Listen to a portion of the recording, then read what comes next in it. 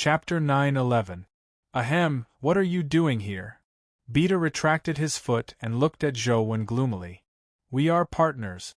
Of course I have to follow you, Zhou said with a smile. He wasn't really following Beta the entire time. However, when he came to the volcano, Zhou had left Primordial Spore here as a spy. If he discovered anything here, he would be able to know. To his surprise, he discovered Beta sneaking here. Zhou found this fellow somewhat odd from the beginning, so he used Truth Listener to listen carefully. He roughly knew what was going on, so he rushed to stop him before he went down. He wanted to figure out what was beneath the magma. Didn't I already help you find that breakout creature? Our cooperation has already ended. Why aren't you killing the breakout creature? Why are you looking for me? Beta said. You can't say that. You used me to lure the breakout creature and the people here away. This means that we are still working together. I should have a share of the treasures here. Don't you think so? Zhou said slowly. Beta knew that it was impossible to kick Zhou away.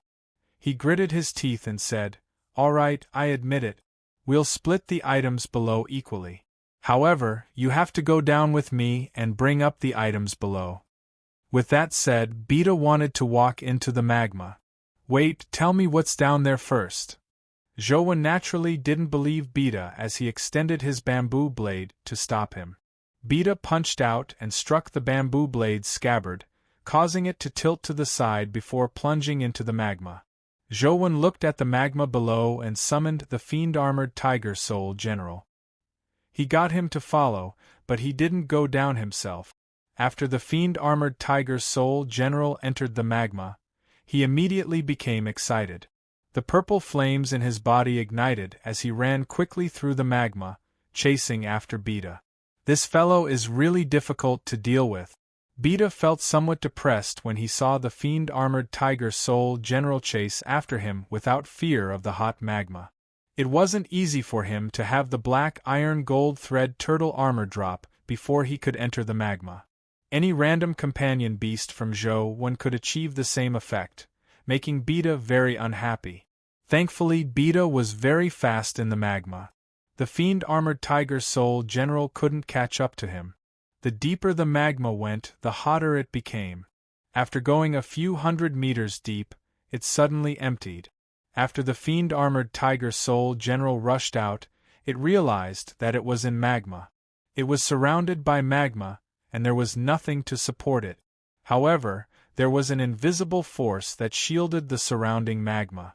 In the middle of the space, there was a black magma cocoon. Through the fiend-armored Tiger Soul General's thoughts, Zhou also learned of the situation. His expression immediately changed. A guardian cocoon. There's actually a guardian here. In that case, that breakout creature is actually protecting the cocoon of the guardian. I thought there was something good. It's a guardian. Zhou found it somewhat boring. He no longer needed the guardian to advance his life soul, nor did he need the guardian's blood. Guardians were no longer of much use to him. At most, he could use them to kill. Beta quickly rushed towards the guardian cocoon. From the looks of it, he planned on trying to contract the guardian here. Zhou got the fiend-armored Tiger Soul General to stop and didn't stop him. The guardian would appear sooner or later anyway. The difficulty of killing an uncontracted guardian was about the same as a contracted guardian. A contracted guardian might even be easier to kill, so there was no need to stop him. Beta rushed to the guardian cocoon and dripped his blood on it. Soon, the black-red guardian cocoon absorbed Beta's blood. Then, scarlet magma cracks appeared on the cocoon. As the cracks collapsed, a fiend that looked like it was made of magma rushed out. My name is Balrog. From today onwards I'll fight with you. I swear to follow you to the death. Magma splattered from Balrog's body as a huge hand pressed down on Beta's head. His body transformed into magma that surged towards him. Layers of magma wrapped around Beta's body and quickly turned into magma armor. The terrifying fire elemental power filled Beta's body. At that moment, Zhou had already summoned the fiend-armored Tiger Soul General and left the volcano. Boom! Not long after Zhou came out of the volcano, he heard a terrifying rumbling sound coming from the volcano. Then, he saw a scarlet pillar of fire rush into the sky accompanied by thick black smoke. The volcano had erupted. Zhang Xiao and company, who were fighting the blue sky crystal beast, also noticed the situation at the volcano. They didn't know what had happened and why the volcano had suddenly erupted. When Beta, who was wearing Balrog armor, rushed out, everyone's hearts skipped a beat. Greed was the driving force of humans. Obviously, Beta was also a greedy person. After obtaining Balrog, Beta rushed out with the volcanic eruption and directly charged at the blue sky crystal beast. Obviously, he also wanted to snatch the blue sky crystal beast.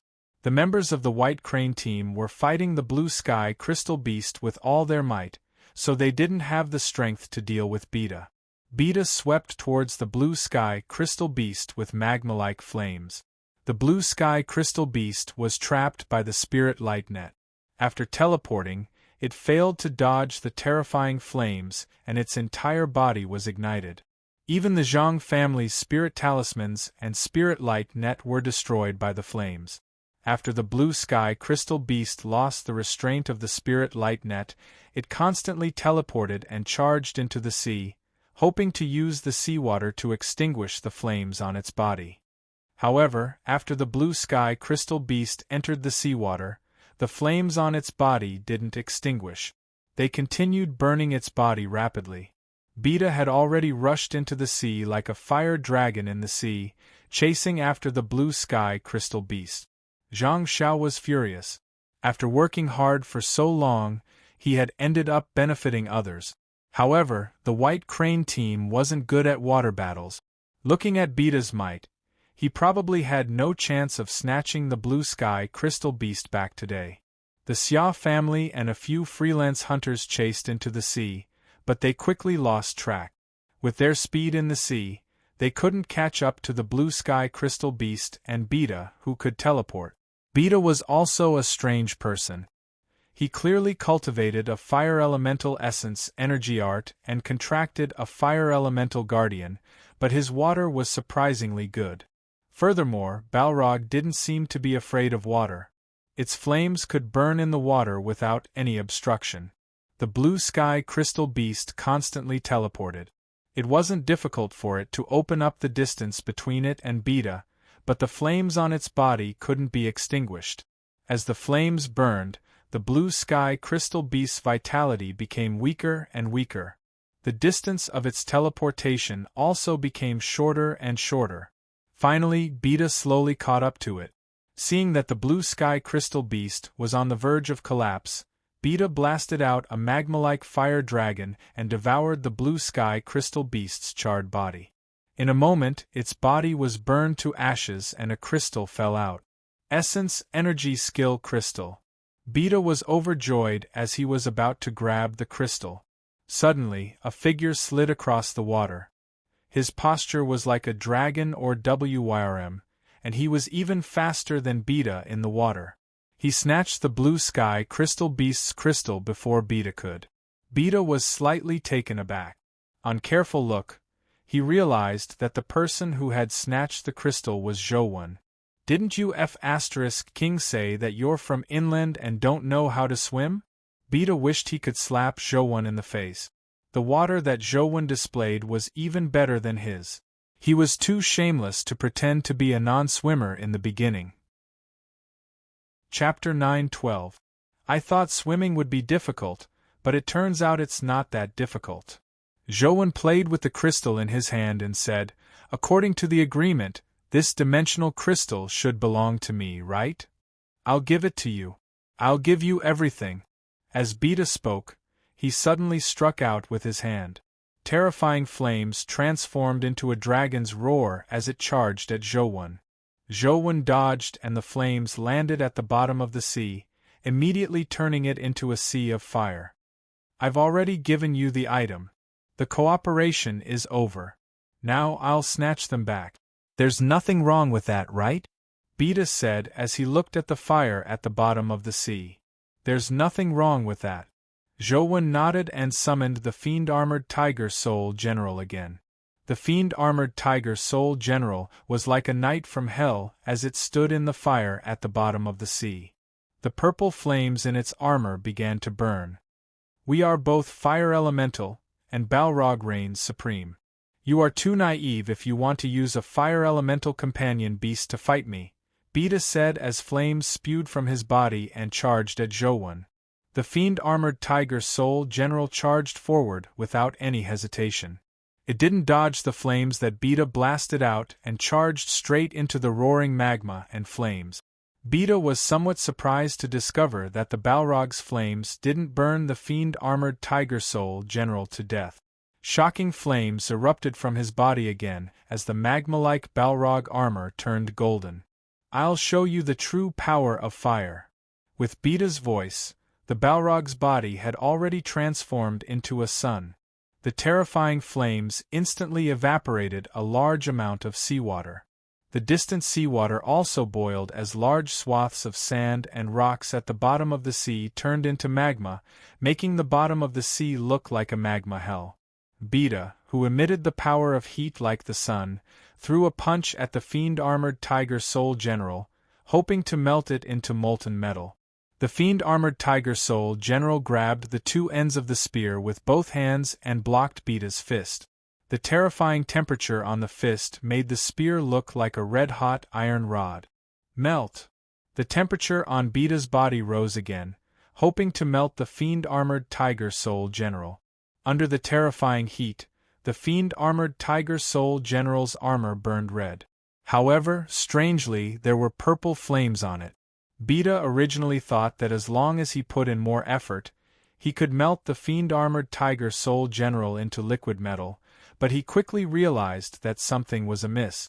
The Balrog's high temperature failed to melt the fiend-armored Tiger Soul General. Instead, the purple flames in its body grew stronger. Bang! The fiend-armored Tiger Soul General exerted strength with both hands and sent Beta flying. The ferocious tiger under him roared and charged forward. The burning spear carried purple flames as it stabbed at Beta. Beta was alarmed as he used the various skills and abilities of a Balrog to fight the fiend-armored Tiger Soul General. The Flame Demon was indeed incomparably ferocious. The Flame Demon's flames were somewhat different from ordinary fire energy. Its devil flames had a burning effect. Once touched, it would incinerate the opponent until they were burned to death. Furthermore, the Flame Demon's flames didn't rely solely on the combustion of flames. Most importantly, they relied on high temperatures. Even if one didn't come into contact with the flames, one would still be injured by the high temperatures. However, these abilities were useless against the fiend-armored Tiger Soul General. This was because of the existence of the steel furnace. The higher the temperature, the more intense the burning. Instead, it made the fiend-armored Tiger Soul General stronger and stronger. In the beginning, Beta could still suppress the fiend-armored Tiger Soul General with the power of the Balrog, but through Beta's hard work, he finally fell into a disadvantage. What the hell is this companion beast? Beta had already realized that something was amiss, but he still found it unbelievable. Not only was the Balrog's strength unable to injure the fiend-armored Tiger Soul General, but it was also being used by the other party. However, the increasingly stronger fiend-armored Tiger Soul General had no choice but to believe it. Beta knew that the Balrog had encountered its nemesis. He turned around and ran, hoping to escape first. How could Zhou let him have his way? He chased all the way. Seeing that he couldn't escape Zhou in the water, Beta fled towards the coast. After rushing ashore, a circular spout similar to a rocket propeller appeared on the back of the Balrog armor. Devil flames spewed out from it, pushing Beta's body away at a terrifying speed. Beta rushed into the mountainous area and looked back. When he didn't see Zhou when chasing after him, he heaved a sigh of relief and landed from the sky. However, just as he landed on the mountaintop, he saw Zhou riding a gigantic pangolin-like companion beast. He was looking at him from the opposite mountaintop. Beta was alarmed. He hurriedly used the power of Balrog's ejection and soared into the sky again, fleeing in another direction. However, no matter how fast Beta was, every time he stopped, he would see Zhou carrying Yer and riding the companion beast nearby. After a few consecutive attempts, Balrog's strength was almost exhausted. Beta was on the verge of tears. "What do you want?" After landing again, he saw Zhou. Beta didn't run again as he panted at Zhou. "What I want to do is what you just said," Zhou said. "What did I say?" Beta asked, panting. "Didn't you say that our cooperation has ended and that you want to snatch the item back?" "That's what I want to do," Zhou said. "You took the blue sky crystal beast's egg and the dimensional crystal. You have taken everything. What else do you want?" Beta said. "And the guardian on you," Zhou said calmly.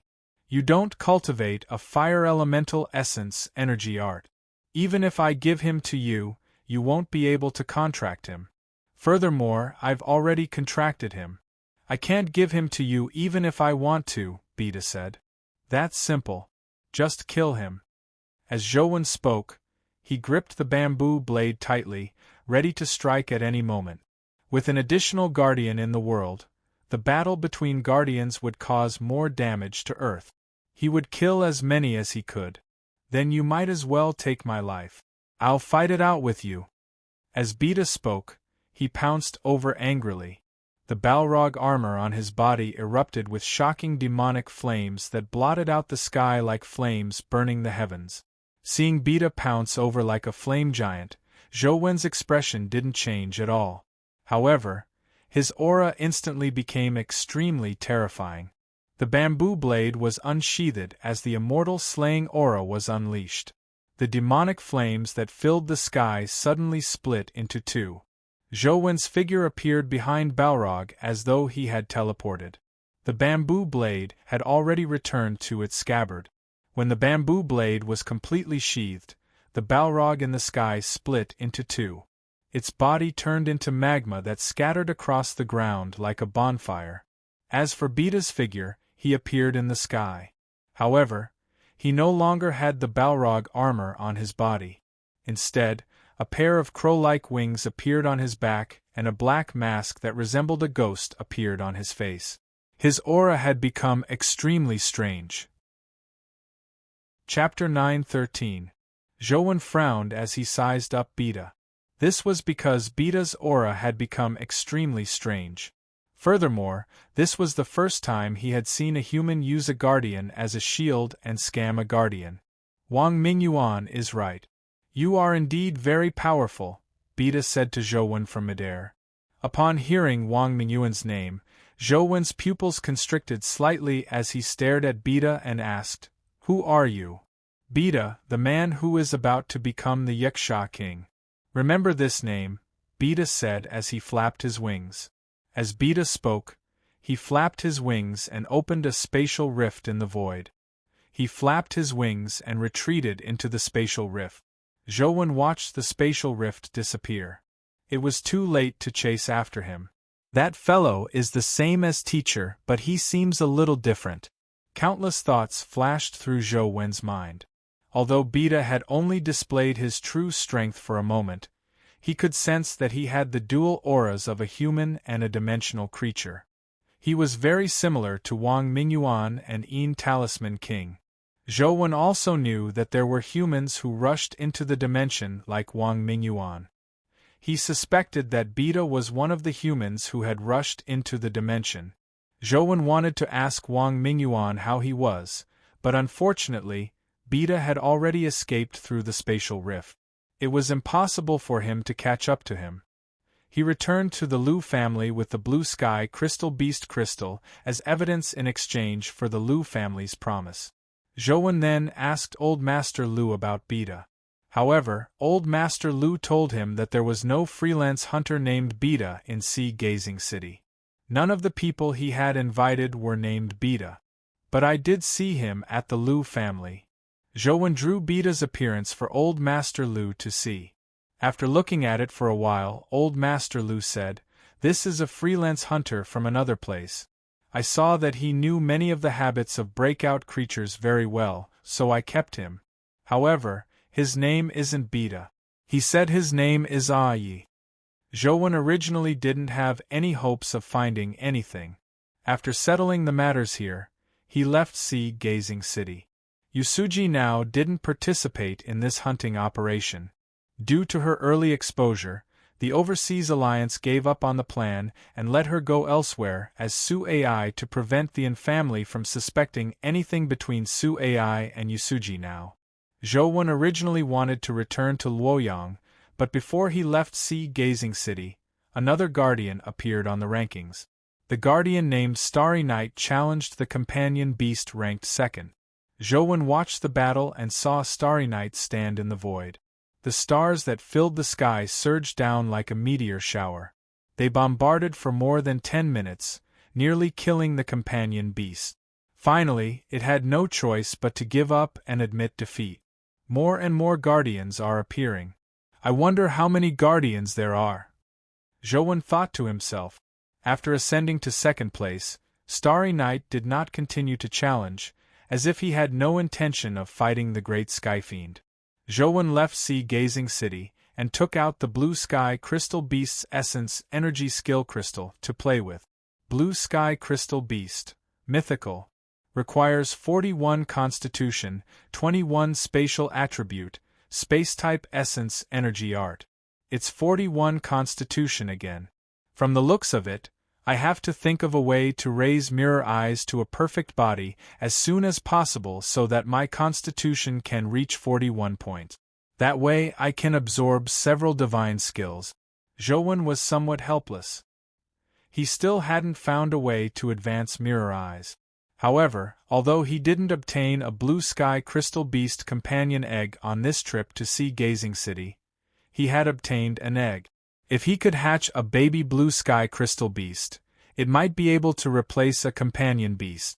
Now, Zhouwen's problem was that even if the baby Blue Sky Crystal Beast was born, he didn't know how to tame it. He didn't know how to tame it to make it obedient. I wonder if I can raise it like a goo? Zhouwen thought. Riding the Great Might Vajra Bull, Zhouwen rushed on his way as he grinded game dungeons on his phone. This time, Zhouwen chose Deer Terrace Pavilion. He couldn't kill the nine-tailed fox inside, and ignoring the other mythical creatures, he might be able to obtain something good. After grinding all the dimensional creatures that could be farmed, Zhouwen went to challenge the nine-tailed fox when there was nothing left to grind. Since he had to respawn dungeons, it was good to test the nine-tailed fox's strength. Just like the last time, after killing the fox body, the nine-tailed fox didn't die. Instead, it entered its terror form and became a beautiful demon concubine. Seeing the demon concubine attack, Zhouwen's heart stirred as he attempted to use Mirror Eyes to glance at her. To his surprise, Zhouwen's glance made the demon concubine's face turn into a fox again. Perhaps it was because Mirror Eyes' ability was still relatively weak, only the demon concubine's face turned into a fox. The rest of her body remained human. Furthermore, the face that had turned into a fox quickly returned to its devastatingly beautiful human appearance. To Zhouwen's disbelief, Mirror Eyes was growing. Before Zhouwen could get excited, he saw the screen turn black. The game was over. He was so pleasantly surprised that he didn't notice how the demon concubine had killed the blood-colored avatar. Mirror Eyes actually has the ability to see through demons. From the looks of it, I have to use Mirror Eyes to destroy dimensional creatures that use transformation techniques to advance. I wonder if destroying a human's transformation technique can allow Mirror Eyes to advance? Zhouwen was somewhat excited after finding the method to advance Mirror Eyes. As long as he could reach 41 points in Constitution, he could absorb several mythical skill crystals. His strength would definitely improve greatly. Most importantly, he could absorb the Blue Sky Crystal Beast skill crystal. Perhaps it was a skill that could allow him to teleport infinitely. Where can I find some dimensional creatures that can transform? It seems a little too difficult to see the demon concubine. I die every time I take a look. The advancement speed is just too slow. Zhouwen couldn't think of any dimensional creatures that were good at transforming, so he had no choice but to search for information online. He never expected that there were actually quite a number of dimensional creatures that were good at transforming. Among them, the most common fox immortals in the East District seemed to have transformation skills. How could I have forgotten about this? Aren't there many lesser demons that pretend to be immortals on Deer Terrace Pavilion? Zhou smacked himself in the head and cursed himself for being muddle-headed. It wasn't Zhou fault. This was because the fake immortals like the fox demons always looked like immortals. He really couldn't recall them. After eagerly entering Deer Terrace Pavilion, Zhou used mirror eyes to look at the fake fairies and immortals. The fake fairy at the epic stage revealed her true form when Zhou looked at her. She turned into a fox and Zhou immediately felt that mirror eyes had its uses. Seeing that this move was indeed effective, Zhou immediately looked over. Any lesser demon that was seen by mirror eyes was immediately reduced to its original form. Although this would expend a lot of essence energy, Zhou could switch back to the Slaughterer Life Soul with infinite essence energy at any time. Then, he could switch back to activate mirror eyes again. As he watched and killed, mirror eyes rapidly grew. It was only a matter of time before it broke through to an evolved body or even a perfect body. Chapter 9:14. Recently, Zhou had absorbed quite a number of essence energy crystals. There was no lack of mythical crystals among them. He felt that the essence energy pill seemed to have reached its limit and was about to break through. However, for some reason, he couldn't take that step at the critical moment. It was as though something was missing. What's missing? Zhou looked at the diamond-like essence energy pill in front of him and frowned in thought. It was clearly not energy. It was just that the primordial body's essence energy pill had already absorbed quite a number of mythical essence energy crystals. Be it the quality or quantity of energy, it far exceeded the requirements of the primordial body life soul's evolution. If it's not a lack of energy, why can't the essence energy pill evolve? Zhou thought about it but couldn't figure it out. As he was thinking, his phone suddenly rang. He took out his phone to take a look and realized that it was from Feng Chuyen. Feng Chuyen, this person normally did not speak much. But the words that he said the average person could not really understand. Coach, thank you for your guidance. I've already overcome my weakness and have made some achievements with my saber technique. If you have the time, can you help me take a look at my saber techniques?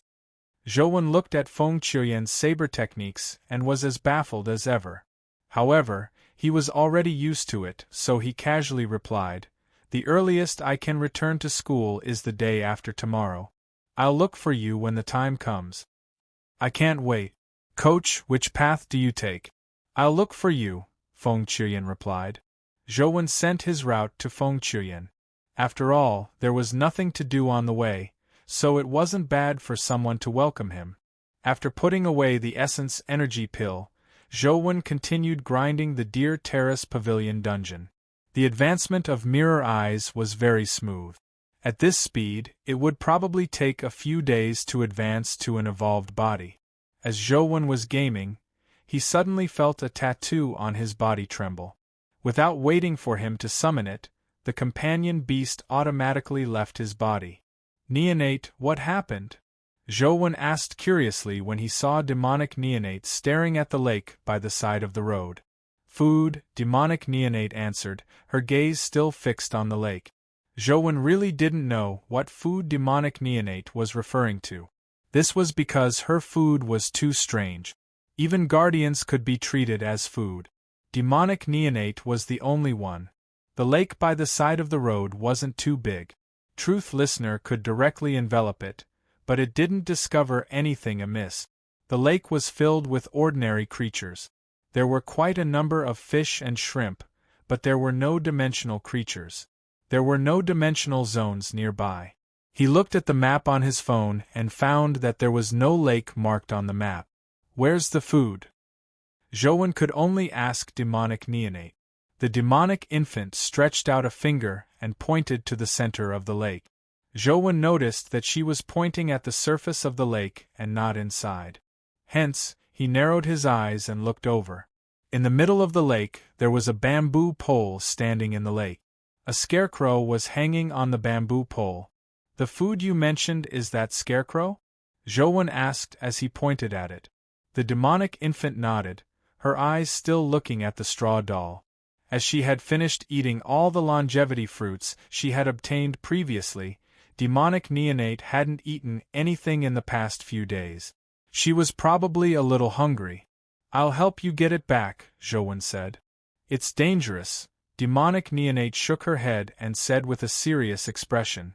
Demonic neonate rarely spoke, so it was the first time he had heard her say that it was dangerous. Zhouwen couldn't help but size up the scarecrow in the middle of the lake. Just looking at its body, there was indeed nothing special about it.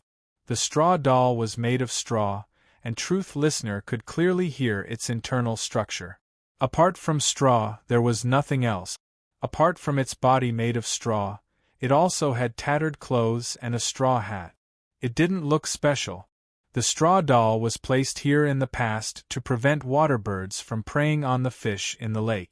It had been here for quite some time. The straw hat and clothes had already faded and rotted. The body made of straw was also a little moldy. No matter how he looked at it, it was just an ordinary scarecrow. Demonic neonate bit her lip and glanced at the scarecrow. She actually jumped back onto the great Might Vajra bull's back and said, "Let's go." Zhouwen was alarmed as he turned to look at the scarecrow. He saw that it was still standing there like a dead object. He couldn't tell what was terrifying about it. However, Zhouwen still believed in demonic neonate's judgment. He didn't stay any longer and got the great Might Vajra bull to leave the lake. After leaving the lake, demonic neonate even turned her head to take a look. Clearly, she still had some thought. What's that? Zhouwen wanted to figure out what the scarecrow was. Food. Demonic neonate couldn't explain it clearly. All she said was food.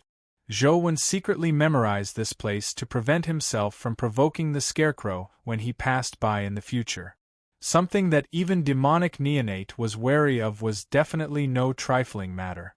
After walking for half a day, he suddenly saw a cyan bird flying at an extremely fast speed in the distant sky. Soon, it arrived above Zhouwen. The huge cyan bird circled a few times before landing from the sky. A figure floated down. It was none other than Feng Qiuyan. "Coach, I'm here." Feng Qiuyan landed in front of the great Might Vajra bull. The cyan bird also turned into a tattoo and returned to Feng Qiuyan's body. "You really don't waste a single moment," Zhouwen said with a smile. Feng Qiuyan said seriously, "After I overcame my weakness, my saber skills improved a little. I really want you to take a look at me, so I immediately rushed over." "Then let me see how much your saber skills have improved." Zhouwen placed her on the Vajra bull's back and flew to the grass beside him. Feng Qiuyan didn't stand on ceremony. He summoned his life soul saber and held it in his hand, preparing to attack. "Wait, you said that you have restrained your weakness, so what do you think is your weakness?" Zhouwen said as he stopped Feng Qiuyan's attack. Feng Qiuyan said seriously, "I've considered this question for a long time. Although there are many problems with my saber skills, those problems can be resolved through cultivation. Therefore, they can only be said to be flaws and not weaknesses. No matter how I think about it, I only have one weakness, and that is loneliness." "Loneliness?" Zhouwen didn't understand what Feng Qiuyan meant. "Yes, it's loneliness. This is because my saber skills are all for fighting alone. Therefore, if I encounter experts of the same level attacking me, it's very easy for me to be defeated due to my stamina or being overwhelmed," Feng Qiuyan said. Zhouwen thought to himself, can this be considered a weakness? If this is a weakness, then all creatures in this world have such a weakness. Then how did you overcome this weakness? Zhouwen was somewhat curious. Chapter 9:15. Feng Qiuyan answered, "First, I have to resolve the problem of stamina and essence energy. This problem can be made up for with some essence energy recovery skills.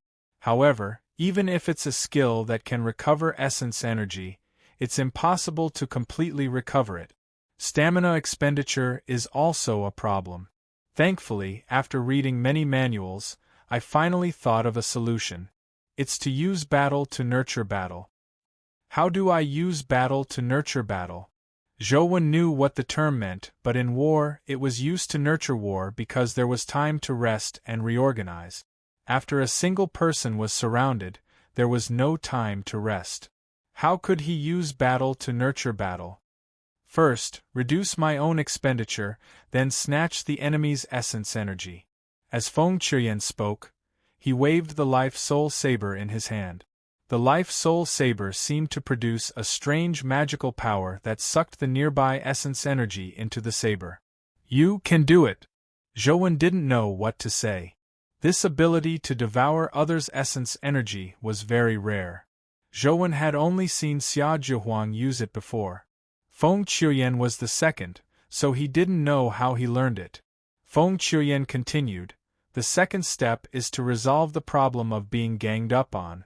For this, I spent a long time to think of a new saber technique. Coach, please give me some pointers. Then let's do it. Zhou was somewhat looking forward to Feng Qiuyan's saber technique. Feng Qiuyan held the life-soul saber with an extremely solemn expression. He told Zhou to be careful before raising his saber and slashing at him.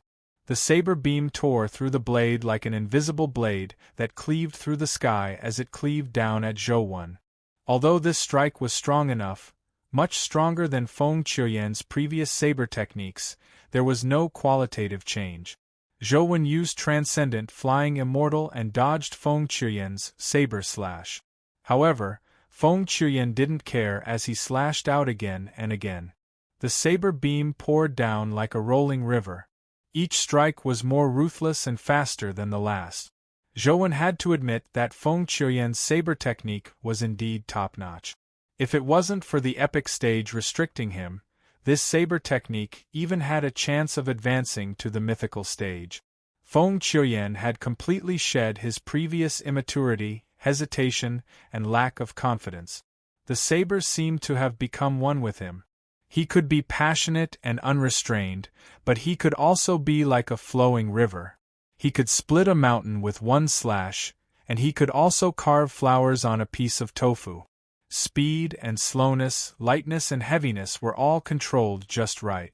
When it was time to go all out, it could explode endlessly, and when it was time to restrain, it could completely restrain itself.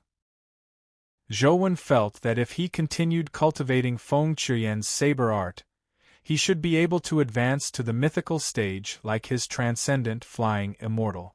However, no matter how Zhou looked at it, he couldn't tell how Feng Qiuyan's saber technique could deal with a group fight. His saber technique only supported one-on-one combat. Something's wrong. Zhou sensed something.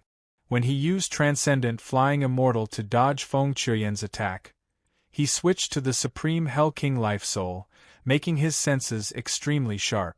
I see. What a powerful fellow. Zhou had already discovered the secret of Feng Qiuyan's saber technique. Feng Qiuyan's saber beams crisscrossed, each strike stronger than the last. After countless slashes, Feng Qiuyan suddenly retracted his saber and retreated. He stared at Zhou with a sharp gaze and said, "Coach, you have to be careful." With that said, Feng Qiuyan gripped the hilt of his saber with both hands. His body was filled with saber beams as his long hair and clothes fluttered with the saber beams. The shattered saber beams from before rapidly condensed into complete saber beams around Feng Qiuyan, forming a massive saber array. All the saber beams pointed at Zhou, densely packed together. "What's this move called?" Zhou asked Feng Qiuyan. "This is the inspiration I got from watching an ancient video work. Coupled with my own research and modifications, that move in the video work is called 10,000 Swords Return to Origin. I call this move 10,000 Saber Pilgrimage." Feng Qiuyan's hand that held the saber began to tremble. The life-soul saber in his hand was connected to all the saber beams. It was equivalent to bearing the power of 10,000 sabers. Although it was a little exaggerated, There were still more than 1,000 sabers. Use your full strength. Let me see how strong your infinite saber pilgrimage is, Zhou said seriously. Coach, please be careful. Feng Qiuyan couldn't hold on any longer as he slashed down at Zhou. With the power of his saber, the dense saber qi was like a saber river descending from the sky, violently rushing down. The dense saber beams poured down as Zhou swayed left and right in the saber river like a ghost. His figure left afterimages in the air.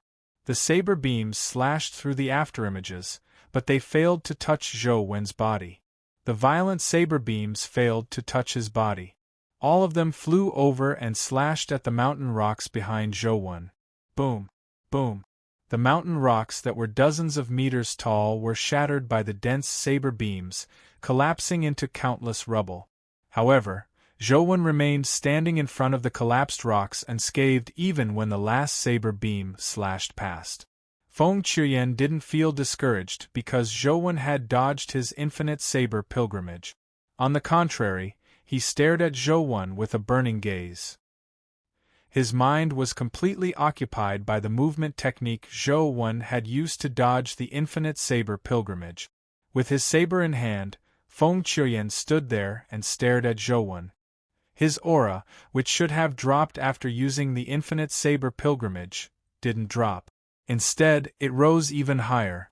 Zhou expression turned solemn as he pressed his hand on the hilt of the bamboo blade. When Feng Qiuyan's aura reached its peak, he suddenly relaxed. The ferocious and domineering aura on his body seemed to vanish, as though he had become an ordinary person. There was even a strange smile on his face. At that moment, Feng Qiuyan was like a devout believer who wanted to use the saber in his hand to pay homage to the holiness in his heart. Apart from being devout, one couldn't sense any killing intent or bloodlust from him. It was as though he wasn't holding a lethal weapon, but a sacred artifact that consecrated a deity. Finally, the saber in Feng Qiuyan's hand moved again. There was no domineering saber beam, nor was there any ferocious saber aura. Zhou had never seen a person who could use saber techniques in such a clean, holy, and artistic manner. It was as though he wasn't killing, but completing a redemption. Almost at the instant Feng Qiuyan struck out, Zhou's bamboo blade moved as well. Transcendent Flying Immortal didn't have any mortal aura. Like an elegant immortal, he crossed paths with Feng Qiuyan. A saber hum that resembled a dragon's roar lingered for a long time. If one carefully distinguished it, they would realize that the saber hum came from two different sabers. Bamboo blade and the life-soul saber in Feng Qiuyan's hand were trembling and humming. Crack! A saber mark appeared on the dragon scale armor on Zhou's chest. Almost at the same time, a saber mark appeared on Feng Qiuyan's chest. On the exposed muscles, there was a thin wound that seeped out blood. Chapter 9:16. Congratulations on mastering a mythical saber technique.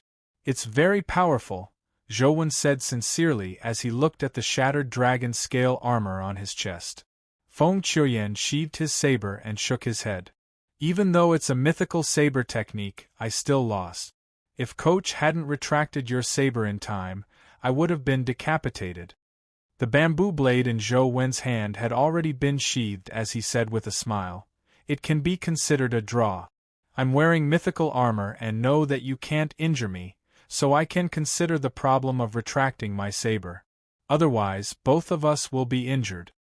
Feng Qiuyan still shook his head and said, to be able to retract my saber freely under such circumstances, Coach, you are indeed much better than me. I still need to continue working hard. Zhou blushed with shame inwardly. Feng Qiuyan's strike already had the qualifications to match Transcendent Flying Immortal. However, apart from Transcendent Flying Immortal, Zhou still had immortal slaying. It made him accustomed to battles at a higher level, so he still had the strength to react in such a situation. In terms of saber techniques, Feng Qiuyan's strike was in no way inferior to Transcendent Flying Immortal. That final strike shouldn't be part of the 10,000 saber pilgrimage, right? Zhou asked. Feng Qiuyan said. It wasn't in the past, but it is now. This strike is called the 10,000 Saber Pilgrimage. Just treat the 10,000 Saber Pilgrimage as a prelude. Zhou didn't have much of a concept of a name. Feng Qiuyan could name it however he wanted, so he didn't have any thoughts. Just as he was about to return to Ye-Er's side, he suddenly heard a voice. How exciting! A young man who's not even 20 can actually use such movement techniques and saber technique.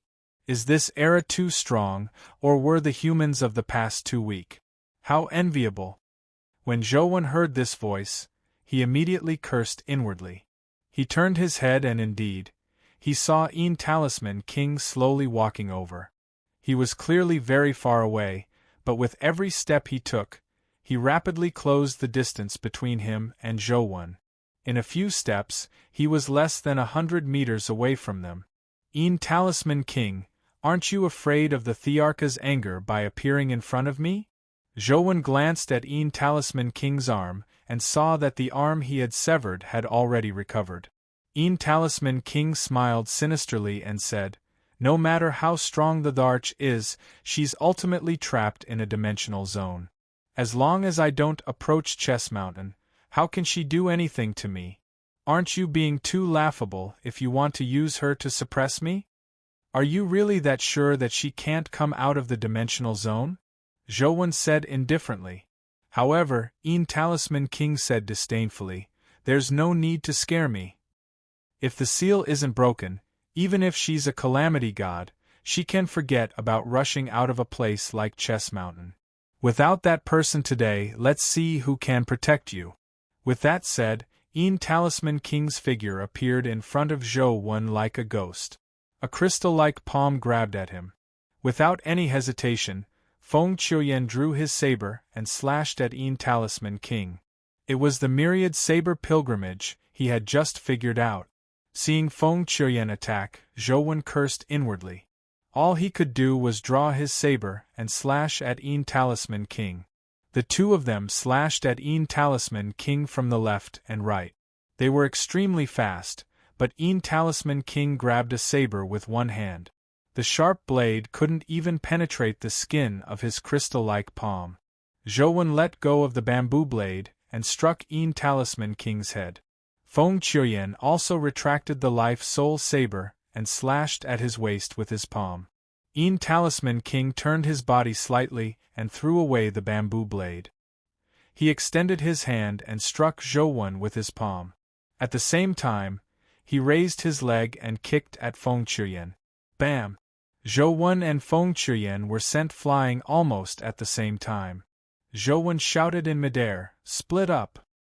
He turned around in midair and flew to Ye-Er's side before quickly flying into the distance.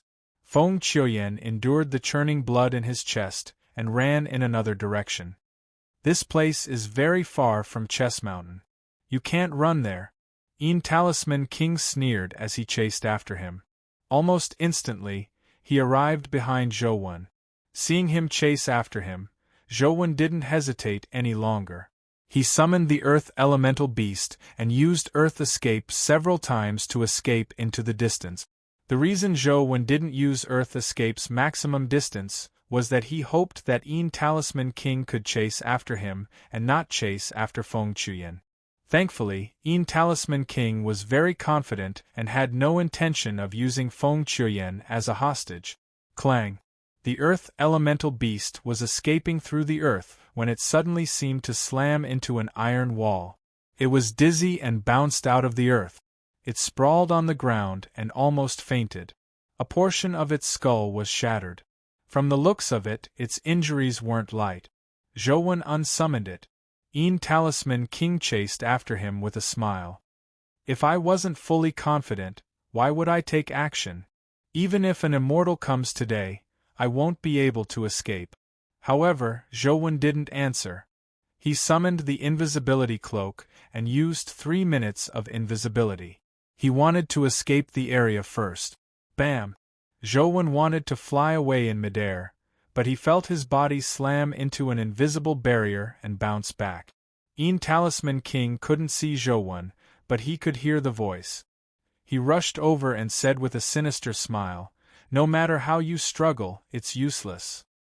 Even if you turn into a ghost, you won't be able to escape this area." Zhouwen didn't know how big this area was, so he stood there motionless. At the very least, he knew that there was an invisible barrier beside him. Talisman King couldn't see him. All he could do was fly into the sky and look down at the entire forest. At the same time, he took out something from his pocket as though he wanted to figure out where Zhouwen was. Zhouwen didn't move. He activated his mirror eyes and looked at the invisible barrier, but he didn't see anything. He switched to the Supreme Hell King Life Soul and looked at the invisible barrier again. He still couldn't see anything. Clearly, it wasn't some kind of soul power. If there's a barrier in such a large area, even a Terragrade can't do it with their own strength, right? With this in mind, Zhouwen switched to the Tao Sutra, and the heaven-opening scripture of the highest elder appeared in his sea of consciousness. Then, Zhouwen charged towards the invisible barrier. Zhouwen held the light concealment sword in his hand, but when the light concealment sword touched the invisible barrier, it passed through it. Zhouwen's body passed through it as well. As expected, Talisman King used the powers of the heaven and earth laws to form such a powerful barrier. Zhouwen rushed out of the barrier and immediately flew at full speed. The moment Zhouwen rushed out of the barrier, Talisman King sensed it as his expression changed. Damn it, how did he rush out of the Black Heaven Array? However, Talisman King quickly took out something that resembled a compass. There were many intersecting dots and lines on it. After Talisman King injected his essence energy, the compass pointed in the direction Zhouwen had fled. Talisman King used Earth Escape to chase after Zhouwen. Just as Zhouwen came out of invisibility, he was discovered by Talisman King and chased after him. All he could do was use his movement technique to dodge and teleport to constantly pull him. Unfortunately, it had been less than a month since he last used fixed-point spatial teleportation. He couldn't use it again. It was almost impossible to shake off Talisman King from afar. As for the 10 teleportations in a day, he quickly used them up. The Earth Elemental Beast was seriously injured and its mind wasn't clear. It was impossible for it to help Zhouwen escape. Zhouwen didn't flee in the direction of Chess Mountain because he was too far away from it. It was impossible for him to escape in time. Seeing that Zhouwen had nowhere to run, Talisman King could tell that Zhouwen's teleportation ability could no longer be used. "Continue fleeing," Talisman King said coldly as he looked at Zhouwen, who had been chased to a lake. Chapter 9:17. Zhouwen stopped and stood by the lake. He suddenly took out the purple bronze ball. When Talisman King saw the purple bronze ball in Zhouwen's hand, he slowed down and didn't immediately rush over. "Is this what you want?" Zhouwen asked Talisman King, who was slowly walking over. In fact, there was no need for Talisman King to answer.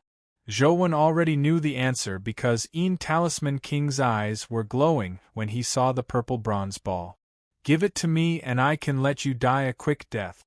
Otherwise, thousands of ants will devour your heart and refine your soul for 1,000 years. I'll make you wish you were dead," Talisman King said. "What is this? Is it worth you chasing me with all your might? You didn't chase after the person who took the Sun True Flames furnace, but you chased after me for it. I believe this thing must be extraordinary, right?" Zhouwen held the bronze ball and slowly retreated. He had already retreated to the side of the lake. If he took another step back, he would step into the lake. Talisman King was also sizing up his surroundings, especially the lake behind Zhouwen. He didn't dare underestimate Zhouwen. Although it looked like Zhouwen was powerless to escape, Talisman King was still careful when Zhouwen chose to stop here. He didn't dare rush forward directly. He wanted to figure out if there was anything wrong with this place. Just like Zhouwen, Talisman King didn't discover any problems. He believed that this was just an ordinary lake with nothing special nearby, so he focused his attention on Zhouwen. In fact, this was where Zhou had discovered the scarecrow. The scarecrow was standing above the lake. You don't need to know what this is. Where's the other one? Talisman King pressed. Are there two of these? Seeing that Talisman King was approaching, Zhou suddenly flew up and flew across the lake. Talisman King tore through the air at a speed even faster than Zhou. He was about to grab Zhou from behind. Zhou suddenly threw the purple bronze ball into the lake, and it landed near the scarecrow. Zhou originally imagined that Talisman King would chase after the purple bronze ball first. If he approached the scarecrow wouldn't be indifferent. However, to his surprise, Talisman King was far more ruthless than Zhou had imagined. He seemed to feel that it was fine even if the purple bronze ball fell into the lake. He could quickly return to take it away. Therefore, Talisman King didn't chase after the purple copper ball. Instead, he continued charging at Zhou, hoping to kill him first. Zhou was somewhat depressed, but he also thought of such a possibility. His body suddenly sank and he burrowed into the lake, allowing Talisman King to rush over his head. The moment Zhou entered the water, he switched to the Demon God catalog and dove deep into the lake. Without any hesitation, Talisman King chased after Zhou and charged into the lake. He wanted to kill Zhou as soon as possible and definitely didn't give him any chance to live. However, just as Talisman King was about to rush into the water, he suddenly saw a strange scene. Talisman King had been paying attention to the purple bronze ball with a sliver of his will. He needed to know where the purple bronze ball had landed so that he could search for it later. However, before the purple bronze ball fell into the water, it suddenly changed its trajectory. Talisman King saw the purple bronze ball land in the scarecrow's hand on the lake. The scarecrow, which originally looked like an ordinary object, was now holding the purple bronze ball with its moldy straw palm. It tilted its head and looked down at the purple bronze ball. Talisman King was alarmed. If the purple bronze ball was taken away, it would be useless even if he killed Zhou. He immediately made a prompt decision and turned around like a strange eagle, striking the scarecrow with his palm. Zhou originally imagined that there would be a bitter battle, but to his surprise, Talisman King changed directions and charged at the scarecrow. Zhou lay in the lake and looked up at the scarecrow through the water. The scarecrow's face was the same as the rest of its body. It was already moldy, but on its face, under the hat, there was a pair of red eyes and a crescent-shaped mouth that emitted an evil red glow. At that moment, the scarecrow was completely different from when Zhou had observed it previously. Its body emitted a terrifying evil aura. The aura was like black demonic smoke that rose from its body, wrapping around the scarecrow's body like clothes and a hat. Talisman King's hand had already slapped in front of the scarecrow. Talisman King was clearly very careful. His entire body had turned into a crystal state and he had already entered a terror form. His hand was almost transparent. Just as Talisman King's hand was about to strike the scarecrow's head, the scarecrow finally raised its head. Its eyes and mouth, which had been covered by the brim of the hat, were revealed to Talisman King. Ah! Talisman King suddenly screamed as he retreated. Zhou saw that Talisman King's eyes were blood-red like the scarecrow's. Furthermore, the redness was still spreading around his eyes like protruding blood vessels. It made Talisman King's eyes look extremely strange. Coupled with his protruding eyes and flashing red light, it gave off the feeling that his eyes were about to explode. Zhou's heart trembled as he thought to himself that it was a close shave. Thankfully, he believed that the scarecrow might be a dimensional creature like a demon. As for the Demon God catalog, it had a confusing effect on such dimensional creatures. It would make them mistakenly believe that Zhou was one of them, so he switched. From the looks of it, he had escaped a calamity.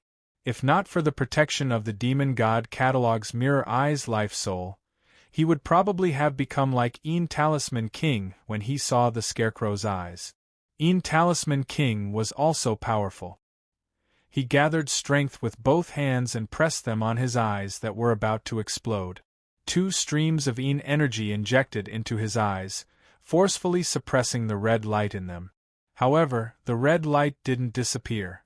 It was only suppressed and still existed in his eyes, preventing him from opening them. Who are you? Talisman King used his ears to replace his eyes as he listened in the direction of the scarecrow with a solemn expression. Only a Terragrade creature could injure a Terragrade creature. The scarecrow had nearly crippled his eyes. It was clearly a Terragrade creature. However, the scarecrow had no intention of answering. Its body dissipated like black smoke and silently condensed in front of Talisman King. Its finger, which was covered in black smoke and demonic aura, stabbed at Talisman King's eyes that couldn't see. Just as Zhou thought that Talisman King was about to be crippled, he suddenly saw a jade glow from Talisman King's body. His palm was like a jade claw as it penetrated the scarecrow's chest in front of him. He had actually discovered the scarecrow's location. However, the scarecrow didn't seem to feel any pain. Its hand still extended to grab Talisman King's neck. Talisman King raised his other hand and grabbed the scarecrow's palm. Chapter 9:18. Ah! Another tragic cry sounded from the lake. Zhou originally imagined that it would be the scarecrow, but to his surprise, he realized that it was Talisman King again. Talisman King's hand pierced through the scarecrow's chest and grabbed one of its hands with the other. However, the scarecrow stood in front of him expressionlessly. The essence energy in Talisman King's body rapidly flowed into the scarecrow's body. Talisman King wanted to shake off the scarecrow, but he seemed to be sucked in. No matter how hard he tried, he couldn't shake it off. As for the scarecrow, it approached his body as though it was about to stick to him. Boom! Zhou saw an immortal glow swirl on Talisman King's palm. A strange symbol circulated in his palm and forcefully exploded the scarecrow's body. The scarecrow's body slid across the lake like a figure skater, but its actions were extremely strange. As it twisted its body and slid towards Talisman King, one of its hands grabbed at him. Talisman King fought the scarecrow above the lake, but he couldn't gain any advantage. If not for the mysterious symbol on his hands that could restrain the demonic aura on the scarecrow, he would have long been sucked dry by the scarecrow. Even so, Talisman King didn't have a good time. He couldn't see, so he could only rely on his other senses to make up for his deficiencies. At the same time, he didn't dare touch the scarecrow anywhere else. The scarecrow was like an elegant figure skater. Its body moved strangely on the surface of the lake as it attacked Talisman King in all sorts of elegant and strange stances. Talisman King's crystal-like terror body immediately turned black when it was touched by the scarecrow, as though ink had seeped into his flesh. What a terrifying scarecrow! Zhou was alarmed. Even someone as powerful as Talisman King was suppressed to such a sorry state in front of the scarecrow. Talisman King's 5-elemental escape technique didn't seem to work in front of the scarecrow. As he moved in the water, the scarecrow's figure transformed into black smoke and dissipated. By the time he escaped from the water, the scarecrow had already condensed beside him. The 2 invincible Terragrade existences didn't seem to produce any earth-shattering strength, but their battle was extremely dangerous. If it were an ordinary mythical creature, they probably wouldn't even be able to withstand a single strike and would die tragically on the spot. The strength of one's power wasn't just based on one's destructive power. Some powers didn't seem very destructive, but they could kill upon contact. Zhou originally wanted to take the opportunity to escape, but after hiding in the water to watch for a while, he dismissed the thought of immediately escaping. Talisman King was proficient in the 5-element escape technique. If he really wanted to escape, he could escape 50 kilometers away. He believed that the scarecrow wouldn't be able to catch up to him so easily. However, Talisman King only traveled in a small area and didn't go far. It was obvious that he hadn't given up on the purple bronze ball and wanted to snatch it back from the Scarecrow. In reality, the Scarecrow only used one hand to fight. Its other hand held the purple copper ball tightly. Clearly, it valued the purple copper ball as much as it did. Zhou secretly summoned demonic neonate and hid in the lake with her, hoping to wait for an opportunity. Demonic neonate's large eyes sized up the Scarecrow and Talisman King. Clearly, she was judging the situation and searching for an opportunity. Although Talisman King was suppressed by the Scarecrow, his life wasn't in danger. During the battle, Talisman King still shouted, "Who are you? Are you a fiend? I once treated you as a fiend guardian as an equal." However, the Scarecrow ignored him. He circled around Talisman King like a ghost and attacked him, putting him in a perilous situation. Seeing that Talisman King seemed to have the intention of retreating, Zhou thought to himself, if I let him escape, I'm not a match for the Scarecrow. I'm afraid I won't be able to retrieve the purple bronze ball. How can I prevent Talisman King from escaping and fight the Scarecrow until both sides are injured? However, after some thought, he didn't seem to have a solution. Unless all the 5 elements were sealed, it was impossible to stop a person who was proficient in the 5-element escape technique from escaping. Indeed, when Talisman King realized that he couldn't turn the tables and was gradually unable to withstand the Scarecrow's attacks, he had the intention to retreat. After dodging the Scarecrow's attack, Talisman King used water escape to the edge of the lake and jumped towards the shore. Half of his body had already fallen into the soil. He wanted to use earth escape to leave this place and wait for his injuries to recuperate before seeking trouble with the Scarecrow. However, Talisman King's expression suddenly changed. He felt as though a force from the soul was sucking his soul into the lake. Just as Talisman King burrowed into the ground, he fell back into the lake involuntarily. Soul Cage.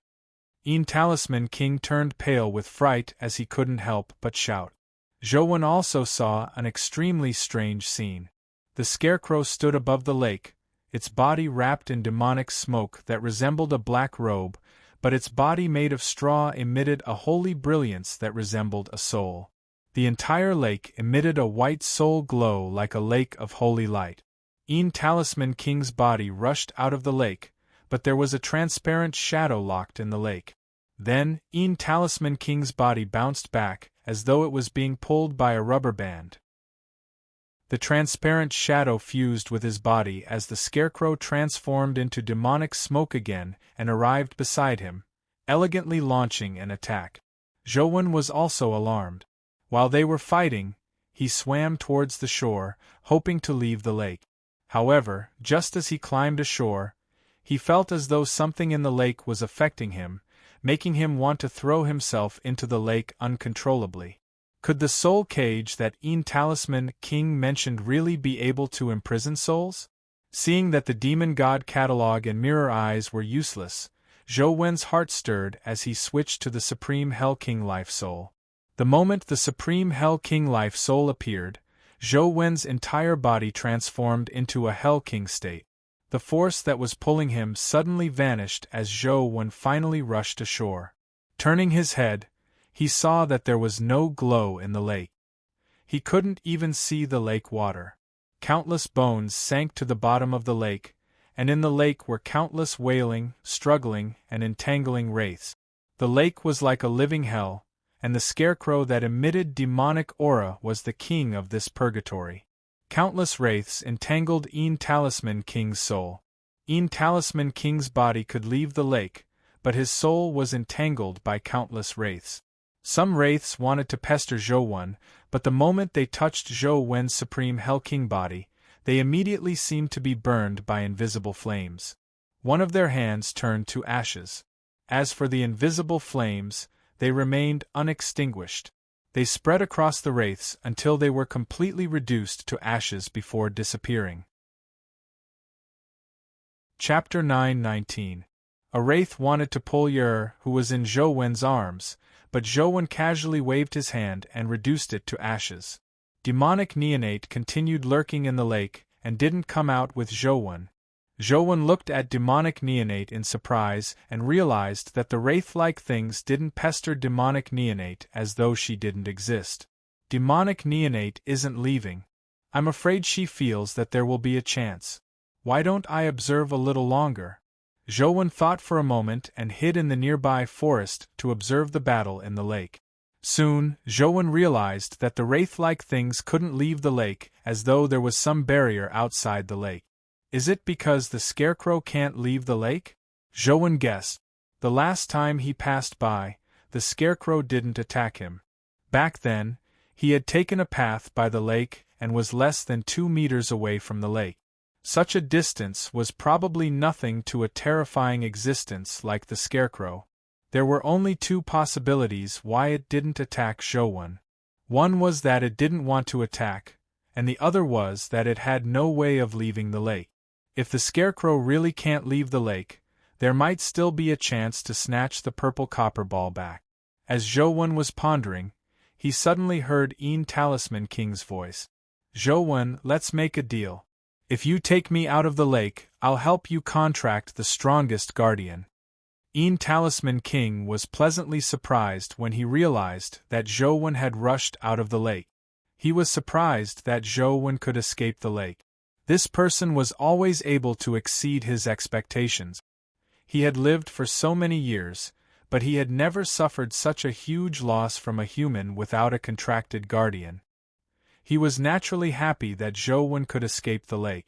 This might be his chance of survival. Zhou Wen thought for a moment and shouted at the lake, "Tell me first what that purple copper ball is. What's its use?" As Talisman King fought the scarecrow, he said, "That's First Mountain Copper." Zhou Wen couldn't help but be slightly taken aback when he heard the name First Mountain Copper. First Mountain Copper wasn't the name of a type of copper. First Mountain was a place. In myths and legends, Yellow Emperor went to First Mountain to mine copper and cast a cauldron to suppress China's providence. There were many different opinions as to where the First Mountain was. Several regions said that their place was the real First Mountain, but Zhou Wen didn't know which was true. However, even if the legends were true, First Mountain Copper was only a metal material used to cast cauldrons. Was it worth it for existences like Talisman King and Scarecrow to fight over? "Don't tell me that you snatched the First Mountain bronze to forge a cauldron," Zhou Wen said. Talisman King was in danger of being killed by the Scarecrow. Upon hearing Zhou Wen's words, he felt a little stifled, but he had no choice but to patiently say, "The true value of First Mountain Copper isn't because of the material itself. The so-called First Mountain was not really called the First Mountain. It was the place where the Yellow Emperor and Qi Yu had arranged their armies and fought. Countless experts from both sides died. The blood of humans, immortals, and demons dyed the mountains red and soaked the copper mines in the mountains. The Yellow Emperor forged a cauldron out of blood-stained bronze to suppress the fate of all ages. What kind of supreme treasure was that? Emperor Qin went through so much trouble to find the First Mountain Copper, hoping to use the blood essence of humans, immortals, and demons in it to refine the elixir of immortality. Unfortunately, even after Emperor Qin passed away, the First Mountain Copper wasn't refined. Instead, the blood essence inside became more and more condensed. It absorbed the essence energy in the pill furnace and turned into 2 copper balls. These 2 copper balls can be said to be the embryos of the elixir of immortality. They can also be said to be the strongest forging material among humans. Is that all? Zhou Wen felt that Talisman King hadn't finished explaining the matter of the First Mountain Copper. If that was the case, why would the Scarecrow snatch it? It had an immortal body to begin with, and it couldn't use human artifacts. The situation on Talisman King's side wasn't optimistic. His crystal-like body was already tainted with the Scarecrow's demonic aura. He couldn't last much longer. "If you are willing to help me out of the lake, we can forget our past grudges. I can also help you refine the first mountain copper. Only I know how to refine it. Talisman King tried to persuade Zhou. I want to help you too, but I'm not strong enough. I can't help you. How could Zhou be willing to help Talisman King? It was best if such an old fellow died. Even if you don't need to refine the first mountain copper, you should need a companion beast, right? I know where the companion beast used by Yellow Emperor back then is. That companion beast has already returned to its companion egg form. With my help, you will definitely be able to obtain it. Talisman King continued throwing out his chip. However, Zhou was completely unmoved. He pretended not to hear Talisman King's extravagant words. When Talisman King saw that Zhou clearly wanted him dead, it was useless to say anything else. He immediately steeled his heart and didn't waste his breath. While he still had the strength to fight, he suddenly advanced instead of retreating and slammed into the scarecrow.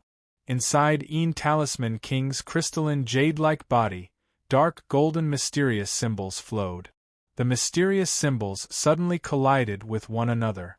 Boom! A golden beam of light soared into the sky like a nuclear explosion, forming a huge golden mushroom cloud that caused the entire lake to churn. The powerful shockwave directly blew up the nearby forest, and the mountain walls also began to collapse. Zhou summoned Tyrant Behemoth to block in front of him as Truth Listener monitored the battlefield. He saw the scarecrow's body scatter amidst the golden explosion. However, the situation was somewhat different from what Zhou had imagined. After the scarecrow's body scattered, it transformed into countless wraiths as though its body wasn't corporeal. The straw was formed from wraiths. The wraiths that were relatively close to Talisman King were disintegrated by the terrifying golden light. Many of them died. A cold beam of light flew out of the explosion. After rushing out of the lake, it landed on the ground and vanished in a flash. Zhou knew that it was definitely a backup plan left behind by Talisman King, but he couldn't stop it from escaping in time. By the time Zhou rushed over, the cold beam had already escaped through the ground. It was probably already 50 kilometers away. Even this can't kill him? Zhou was somewhat depressed as he turned to look at the lake. The remaining wraiths in the lake were condensing towards a black core. All the wraiths were condensing towards the core. The large number of wraiths turned into a portion of the core's exterior, gradually forming the scarecrow's body. Before it could condense into a scarecrow again, a black-purple sword beam suddenly flashed. Demonic Neonate's demonic sword had already pierced through the black monster core. The moment the monster core was pierced, the wraiths in the lake let out ear-piercing screams. Then, they saw the soul light shine brightly as wraiths rose into the sky amidst the light. There were so many wraiths that it was an extremely spectacular scene. When all the wraiths vanished into the sky, Demonic Neonate flew back to the shore with the purple bronze ball in one hand and the demonic sword in the other. The black monster core was still pierced through the demonic sword. It was shaped like a walnut, but its texture was like a black gem. It was still beating like a heart. If not for Grim Demon's strength suppressing the monster core, it would have long fled. Before Zhou could ask Demonic Neonate what it was, Demonic Neonate had already opened her mouth and bit off the monster core like a skewer. After chewing a few times, she swallowed it. Chapter 920.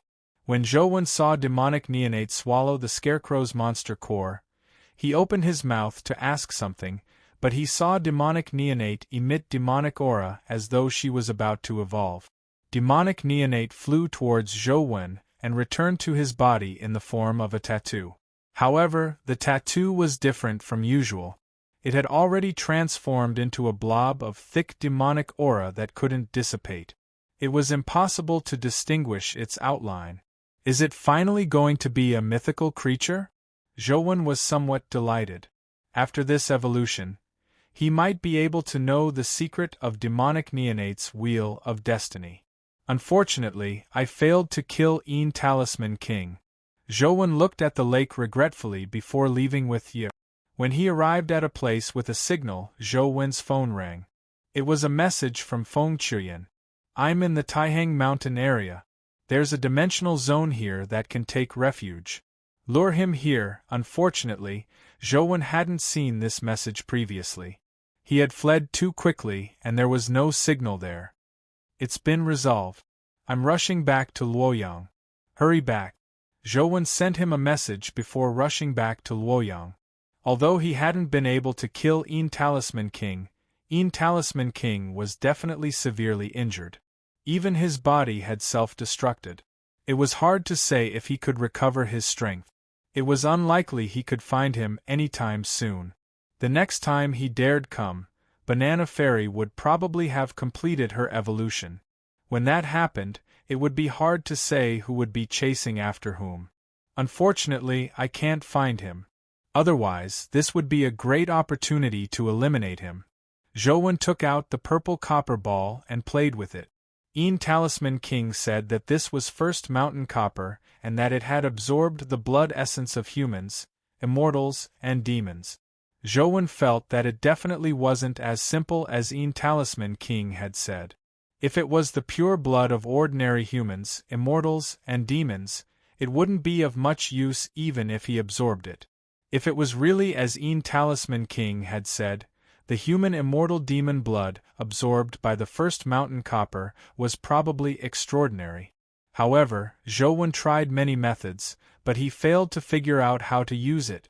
No matter how he heated it, it only burned red. He could see a hint of purple swirling inside. Such a big copper ball, I don't think it's possible to say that it's a pill embryo. If it's really refined into a pill, it might even be able to eat people to death. It's more reliable to use it to make weapons. This thing is so hard, it definitely won't be easily destroyed by weapons. However, it's so hard. It won't be easy to forge it into a weapon. I can't use a ball as a weapon, right? Wait. Zhou Wen suddenly thought of something and summoned his essence energy pill. I've always wondered if the essence energy pill would advance into a pill in the future, but I neglected that this thing is actually more like a weapon. If it's a weapon, will it have a weapon form after advancing? Could it be that the essence energy pill hasn't been able to advance because it doesn't have a fixed weapon form? The more Zhou Wen thought about it, the more he felt that it was right.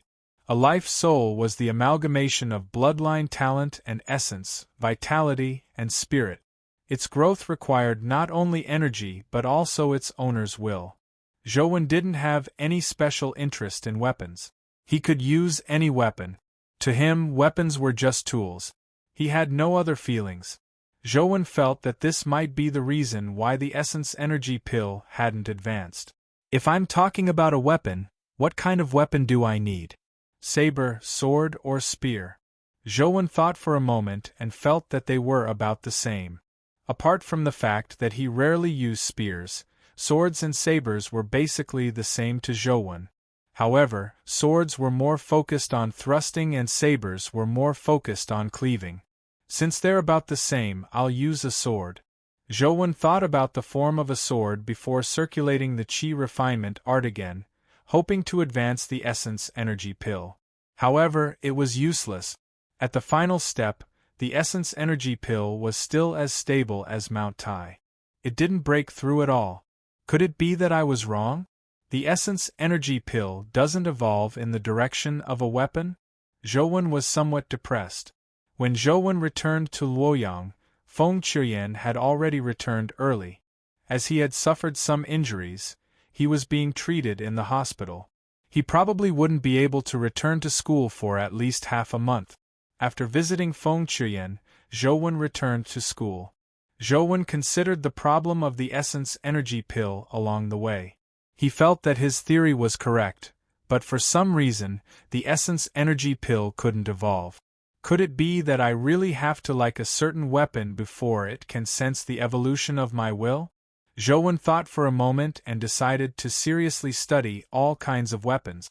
He wanted to see if he could find a weapon he really liked. The first weapon Zhou Wen studied was a sword. It wasn't because he liked swords the most, but because he had an ancient sword tomb dungeon. There were all kinds of swords there, so Zhou planned on taking a closer look.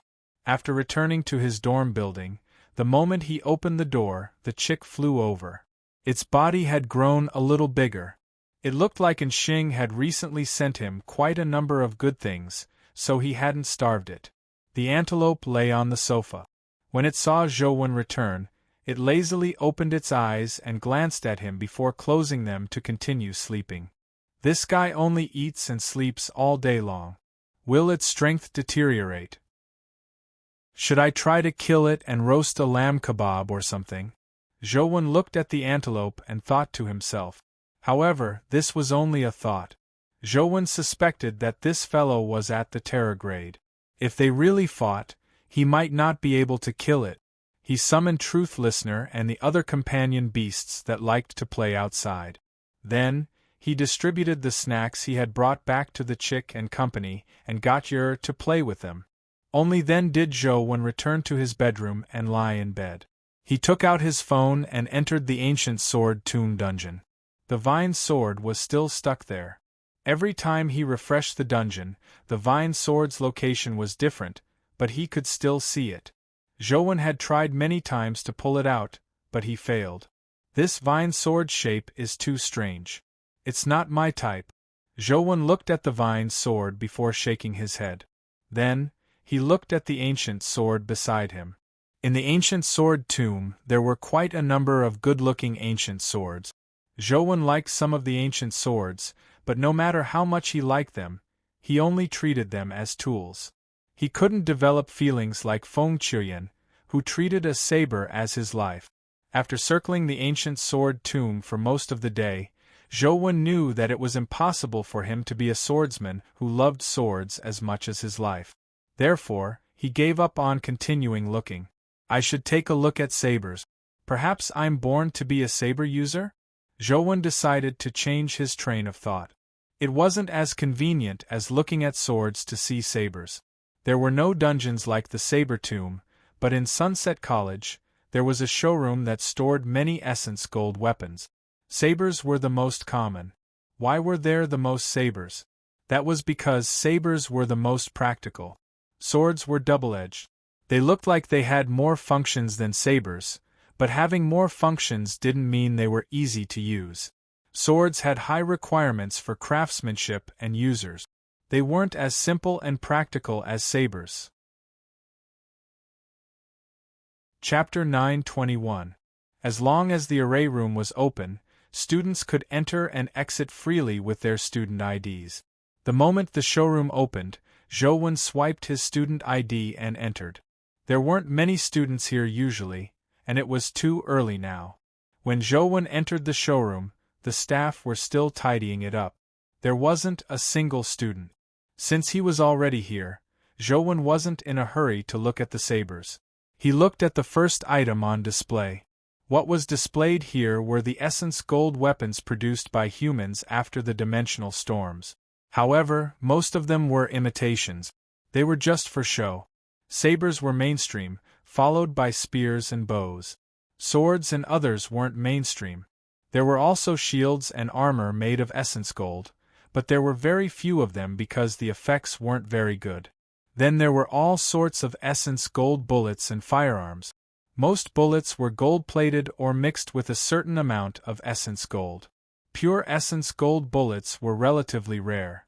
Typically, only high-ranking officers would be equipped with them. Rocket launchers and artillery shells were also made of essence gold, but they could only be used against large groups of dimensional creatures.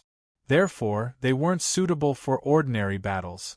Most of them were used to repel large-scale dimensional creature tides or deal with immobile plant-type dimensional creatures. There were even more types of sabers. There were small sabers that were only the length of a palm, and large sabers with long handles. It left Zhou dazzled, but no matter how he looked at it, he felt that it was just a tool. There wasn't much difference. In terms of pleasing to the eye, it wasn't as pleasing to the eye as the bamboo blade that Zhou often used. However, Zhou had already tried. Even if he had the bamboo blade in mind, he couldn't advance the essence energy pill. Is there no weapon that can make people fall in love at first sight? Zhou was somewhat helpless. He wasn't a hot-blooded person to begin with.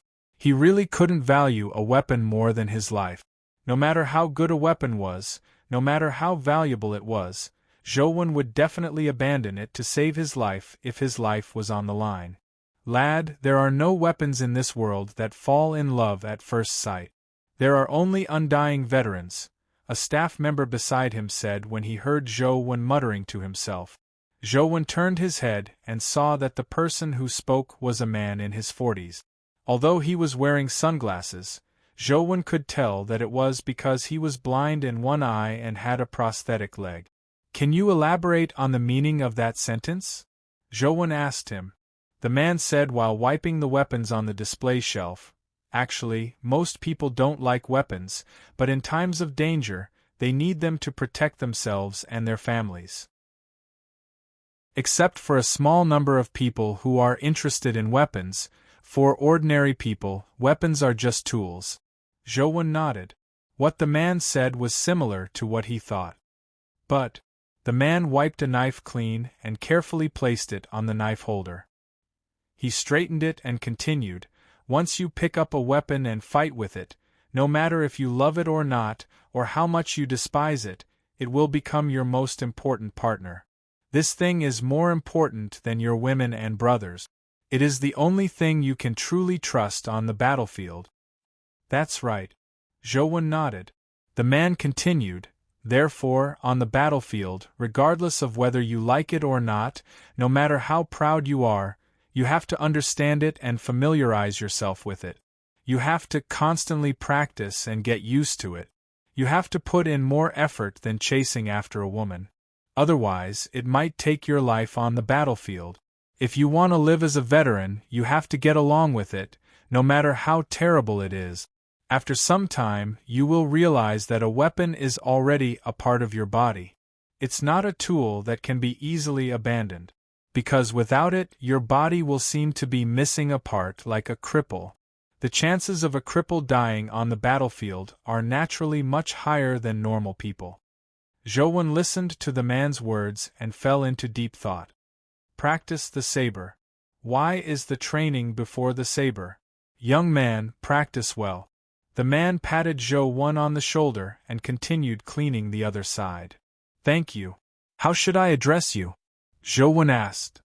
I'm just a crippled veteran. I don't have a name. With that said, the man ignored Zhou and continued his work.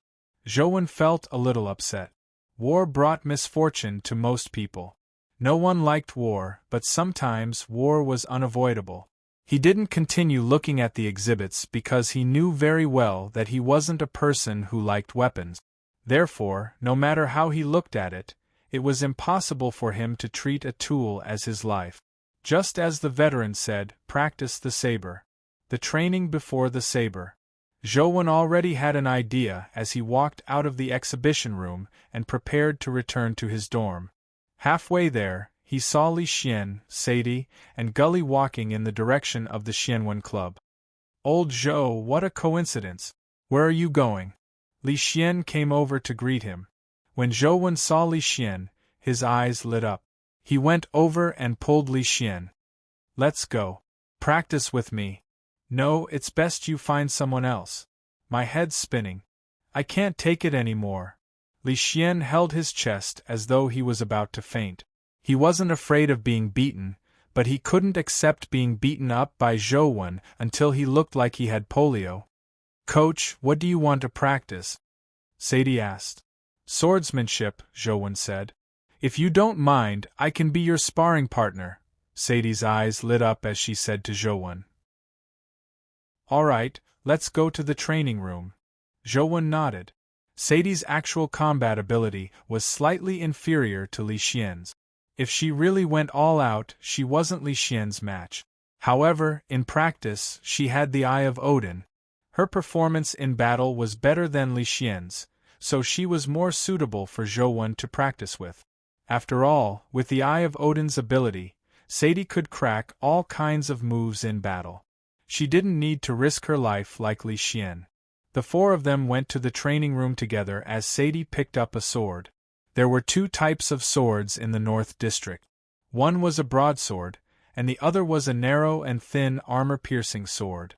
The two swords had their own characteristics and were used in completely different ways. Originally, Sadie was good at armor-piercing swords. With her Eye of Odin, it was very easy for her to find the other party's weakness and deliver a fatal blow. However, ever since she came to Sunset College to study, Sadie had learned quite a number of East District sword techniques and fused the East District sword techniques into her own sword technique. As she had never competed with a true East District sword expert, Sadie didn't know how good her sword techniques were. When she heard that Zhou wanted to practice, she wanted to test her sword technique. The practice sword she chose was naturally the common armor-piercing sword in the North District. The sword was slender and much narrower than the swords in the North District. Chapter 922. Zhou randomly chose a practice sword. It was a 3-foot-long blade that was relatively common in the East District. It was upright and light. The sword wasn't important to Zhou. What he wanted to practice wasn't a particular sword, but the 13 sword moves he had learned in Peach Blossom Spring. Strictly speaking, the sword moves weren't important. What was important was the 3,000 sword intent. After hearing the veteran's words, Zhou realized that the appearance of the sword wasn't important. Instead, he had to know what he could do with the sword. "Attack," Zhou said to Sadie. Without any hesitation, Sadie stabbed forward with the armor-piercing sword in her hand at lightning speed. Zhou attacked almost at the same time. He was also as fast as lightning. Just like Sadie, he used a fast sword technique. "I won." When Gully saw Sadie's sword point at Zhou chest first, and Zhou sword was still a distance away from Sadie, he couldn't help but be overjoyed. He nearly jumped up. To him, being able to defeat Coach once was something to be happy about. Sadie never expected to win just like that. She still found it unbelievable. Again, Zhou expression didn't change as he retracted his sword and continued. After Sadie retracted her sword, she used the same move again. Zhou fought her speed with the same speed, but the outcome was the same. Sadie's sword once again touched Zhou. Again, Zhou retracted his sword and continued. Previously, Zhou had only memorized the 3,000 sword intents, but he had never practiced them. Now, Zhou wanted to practice using the 3,000 sword intents himself to truly understand the subtleties of the sword intents. After a few consecutive strikes, Sadie defeated Zhou, but she was somewhat shocked. Sadie had the Eye of Odin, so Zhou actions looked like slow motion in her eyes. Therefore, as long as she could keep up with the speed of her sword, Sadie could crack Zhou's sword technique. The outcome of using the same move against Sadie was almost certain. It was impossible for him to win. However, that wasn't the case. Every time Zhou struck out again, his sword technique seemed to become much stronger than before. Not only did his technique and speed increase, but more importantly, the sword intent in his sword technique became stronger. After more than 10 strikes, Sadie had no choice but to use her movement technique to dodge Zhou's sword because her sword was no longer able to hit Zhou first. However, once she retreated, she no longer had a chance of winning. Zhou's sword techniques became faster and faster. Soon, Zhou's sword pointed at Sadie's chest. "I lost." Sadie was convinced of her defeat. It was unimaginable that Zhou's sword technique could improve so much in less than 10 strikes. Think about how you could easily defeat someone 10 or so times ago. But after 10 or so times, you were no longer a match for him. How terrifying was that? However, Sadie wasn't too surprised that such a thing had happened to Zhou. Gully and Feng Qiuyan weren't surprised either. This was because he was coach. It wasn't unacceptable that he could defeat Sadie. Zhou sheathed his sword and seemed to think for a moment before saying, "Continue." Sadie didn't know what was the point of continuing practicing. Zhou's fast sword was already something she could see, but she couldn't dodge. It seemed meaningless to continue practicing. However, since Zhou said that he wanted to continue, Sadie had no choice but to continue. However, this time, Sadie realized that Zhou sword technique was different. This time, Zhou sword technique wasn't that fast, nor was it that offensive. It seemed to have become a defensive sword technique. However, the strange thing was that the sword moves Zhou used were still the same. It's the same sword stance, but the sword intent is completely different. The effects of the sword technique seem to have completely changed. How did he do it? Sadie was somewhat surprised. At the same time, she knew why Zhou wanted to continue. This time, Zhou was quickly defeated again. This was because he focused on defending and counterattacking, but due to the existence of the Eye of Odin, it was very difficult to defend against Sadie's attacks. Continue. Zhou expression didn't change as he continued fighting Sadie. After repeated failures, it became more and more difficult for Sadie to defeat Zhou. It was almost a repeat of the past. Before long, Sadie realized that she was no longer able to break through Zhou's defensive sword technique. In the end, Sadie was defeated again. However, Zhou continued. Furthermore, the sword technique he used was still the same, but the sword intent had changed. What's going on? Coach used 3 different sword intents in one set of sword techniques? How did he do it? Gully was dumbfounded. I don't know, but from the looks of it, there are more than 3 sword intents, Feng Qiuyan said. Gully was slightly taken aback. More than 3? Are you joking?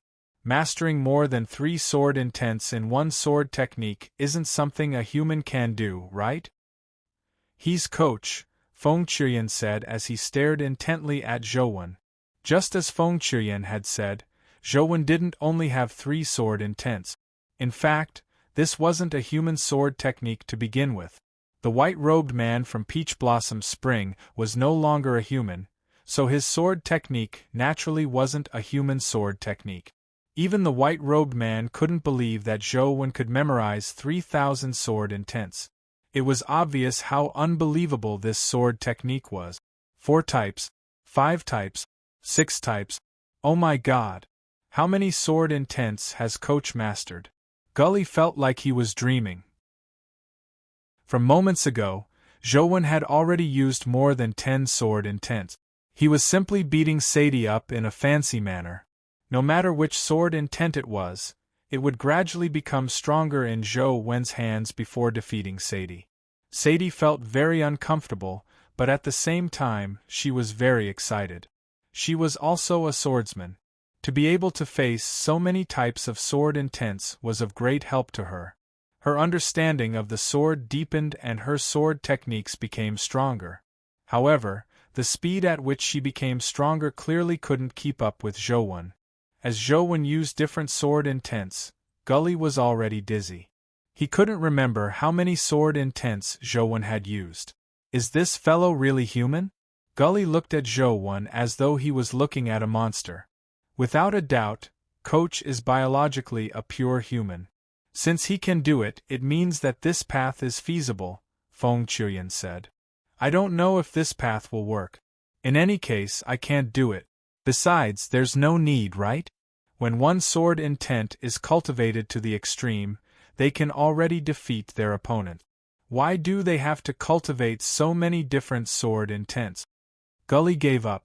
After seeing so many sword intents, he felt that his thoughts were a little chaotic. Coach naturally has his reasons for doing this. I haven't figured it out yet, Feng Qiuyan said seriously. Forget it. Take your time playing by yourselves. After all, I'm only a human. I won't mess around with monsters like you. Gully felt that he had come to the wrong place. In the past, when he was in the Ultimate Family Clan, he was still considered a genius.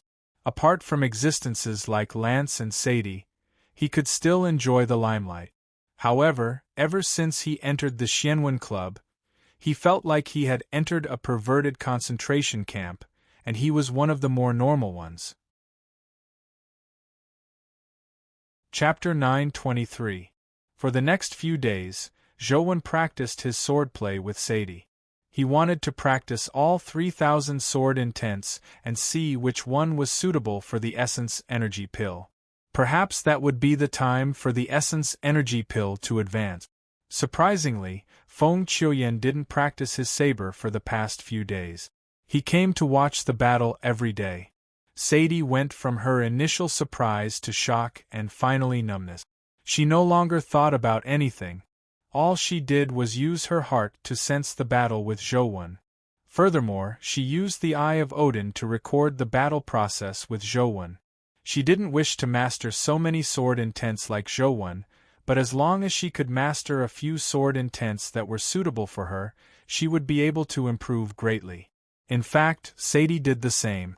During the battle with Zhouwen, she gradually fused her insights into her sword technique. Perhaps even Sadie herself didn't realize that her sword techniques were undergoing a tremendous change due to Zhouwen's influence.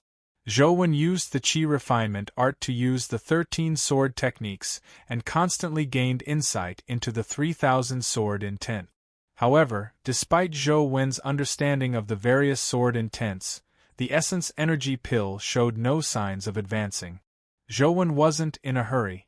He continued practicing them one by one.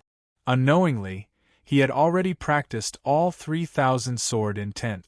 After using the last sword intent, Zhouwen sheathed his sword and stood there motionless.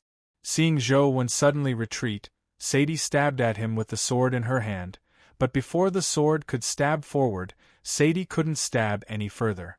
Zhouwen looked like he was standing there casually, but his entire body seemed to emit infinite sword intent. It was different from any of the previous sword intent. Every sword intent Zhouwen had used previously had a distinct characteristic. They were either hard or weak, offensive or defensive, fast or slow, domineering or kingly. Every sword intent had its advantages and disadvantages. However, the sword intent emitted by Zhouwen was completely different. Sadie couldn't understand what the sword intent on Zhouwen's body was. All she felt was that Zhouwen's body seemed to have infinite sword intent surging. It was indescribable, like a sword furnace. Sadie felt that no matter how she attacked, she would receive a fatal counterattack from Zhouwen. However, if she retreated, she would also suffer a fatal pursuit. Instantly, she was petrified as cold sweat constantly oozed out of her forehead. She couldn't move, as though she would be killed by Zhouwen if she moved. Buzz! A sword hum sounded from Zhouwen's body, but the practiced sword in his hand had already shattered into pieces. The sword hum lasted for a long time, but no sword appeared. It was as though the sword was inside Zhouwen's body, and Zhouwen was a sword furnace that had fused all the swords in the world. Zhouwen was overjoyed. The Essence Energy Pill had finally advanced to an evolved body. Its essence energy was further purified and compressed, becoming smaller and purer. However, it didn't transform into a sword. It was still an Essence Energy Pill.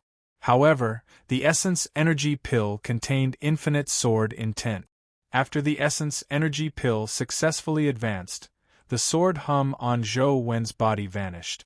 The endless sword intent also vanished. Sadie's entire body was drenched.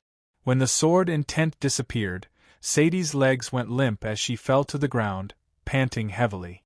Feng Qiuyan, who was watching from the side, wiped the cold sweat from his forehead. Although he didn't directly face the endless sword intent like Sadie, he could sense how terrifying it was. "Sorry, are you alright?" Zhouwen asked Sadie, who had fallen to the ground. Sadie shook her head slightly, but there was a smile on her face. "Coach, don't say that. I should be thanking you. If not for the past few days of practice, I wouldn't have been able to comprehend the true sword Tao and find my true path. I should be thanking you. It's good that you're fine." Zhouwen took out his phone and glanced at the Essence Energy Pill Life Soul. Sword Pill, evolved heaven and earth as a furnace, essence energy as a sword. 3,000 swords are fused into one pill. There's still one last step, Zhouwen thought. With sword pill formed, Zhouwen didn't need to continue practicing his swordsmanship. Zhouwen hadn't thought of a way to improve sword pill either.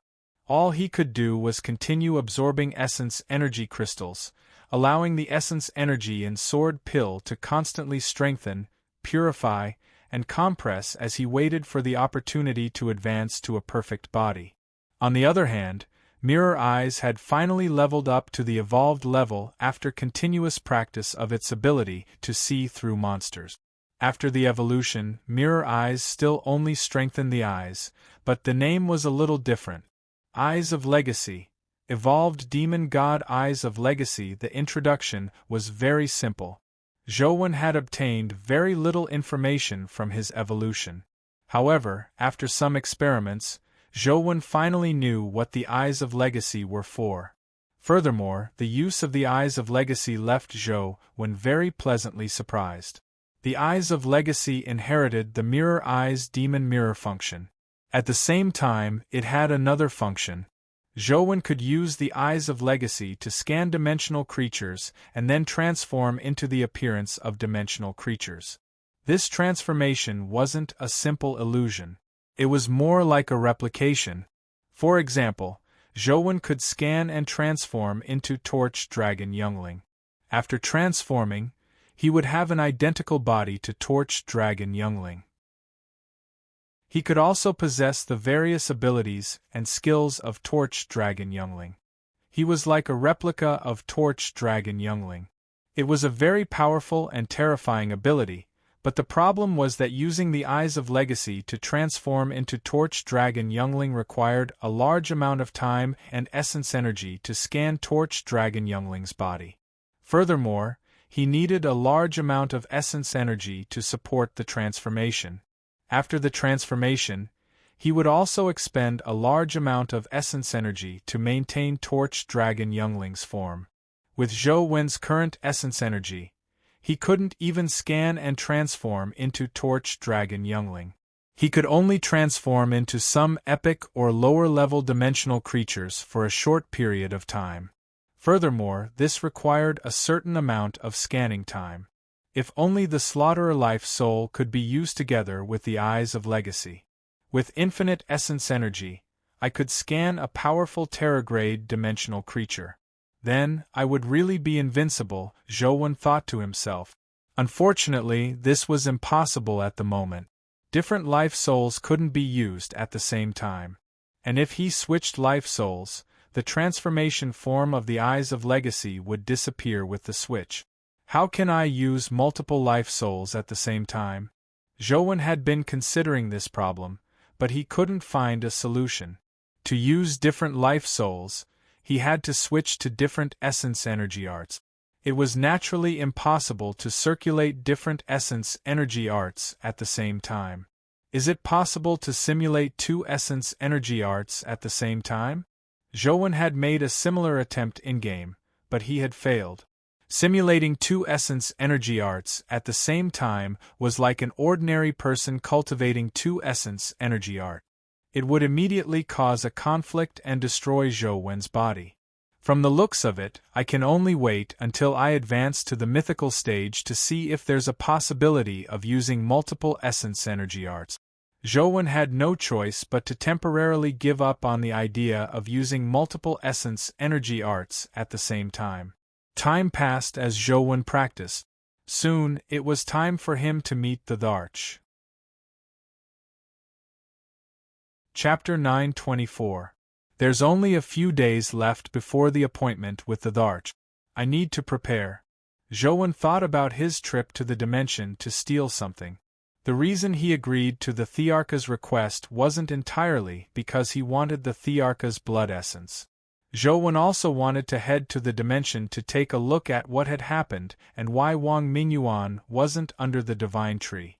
Although the Dharch had said that she had already arranged everything and that as long as he followed her plan, there would definitely be no danger.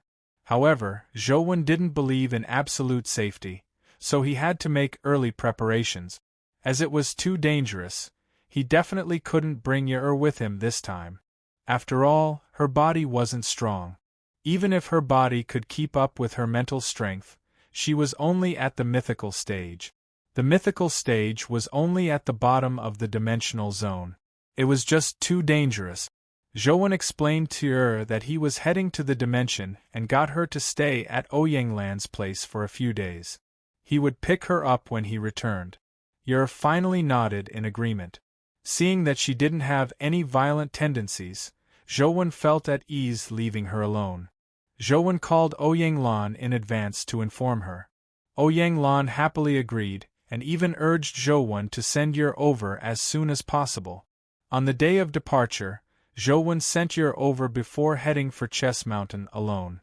When he arrived in front of Chess Mountain's mountain wall again, and saw the flower on the mountain wall, Zhouwen said, "The Tharch, I'm here for the appointment.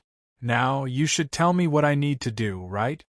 The flower twisted its flower bud and said to Zhouwen, "It's very difficult for humans to pass through the dimensional wall to reach the dimension, so you need to make a lot of preparations. Isn't it easy to get there through the cube?" Zhouwen asked. "It's different. The cube is equivalent to an official portal. It's naturally easy for you to enter through the main door. However, if you want to steal something, you naturally can't go through the main door. You have to climb over the wall or dig a hole to enter. The difficulty is naturally different. Just like Wang Mingyuan previously. He used the power of the 6 holy temples to successfully break through the dimensional barrier. If you want to enter, you have to do it without anyone noticing. It's even more difficult." The Tharch paused and said, "However, with me around, this isn't difficult. At most, it'll be a waste of time. However, after you enter the dimension, you have to be careful. Apart from following the plan, you have to rely on yourself to resolve any sudden incident. Remember, don't use force unless it's absolutely necessary. You're too weak there." With that said, the Tharch opened the mountain wall and allowed Zhouwen to enter Chess Mountain. This was the second time Zhouwen had entered Chess Mountain in real life. He was very familiar with everything here, but what he saw in-game was a cartoonish version with some beautification effects. In reality, it looked even more sinister and terrifying. As Zhouwen walked into Chess Mountain, the Tharch explained what he needed to do and the steps he needed to take. The process wasn't complicated, but the problems encountered were troublesome. Zhouwen entering a dimensional zone to steal was no different from a child entering a pack of wolves to steal wolf cubs. As long as he was discovered, the chances of him surviving were slim. When the Tharch explained the plan to Zhouwen, Zhouwen confirmed that the Tharch wasn't the nine-tailed fox. This was because if he wanted to enter the dimension, he had to use the bronze tripod that locked the nine-tailed fox. The Tharch had gotten Zhouwen to use some means to deceive the nine-tailed fox, allowing him to borrow the bronze tripod's power. If the nine-tailed fox was the Tharch, why would it be so troublesome?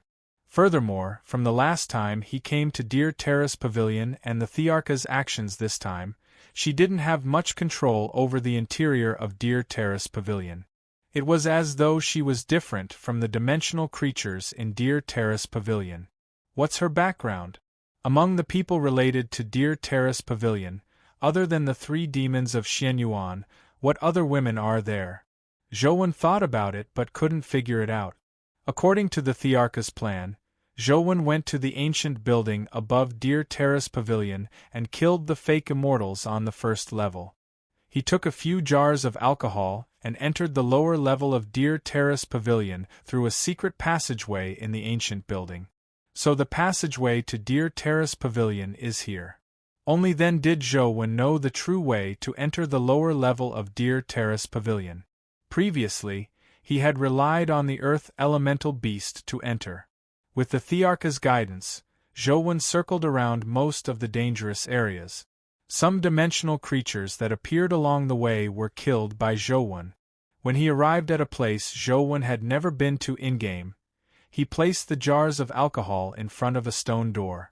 Then, he pushed the stone door open and immediately hid.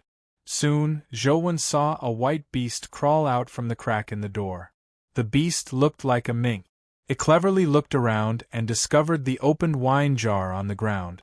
Its eyes immediately lit up as it rushed towards the wine jar. Not long after, the little beast finished one jar after another.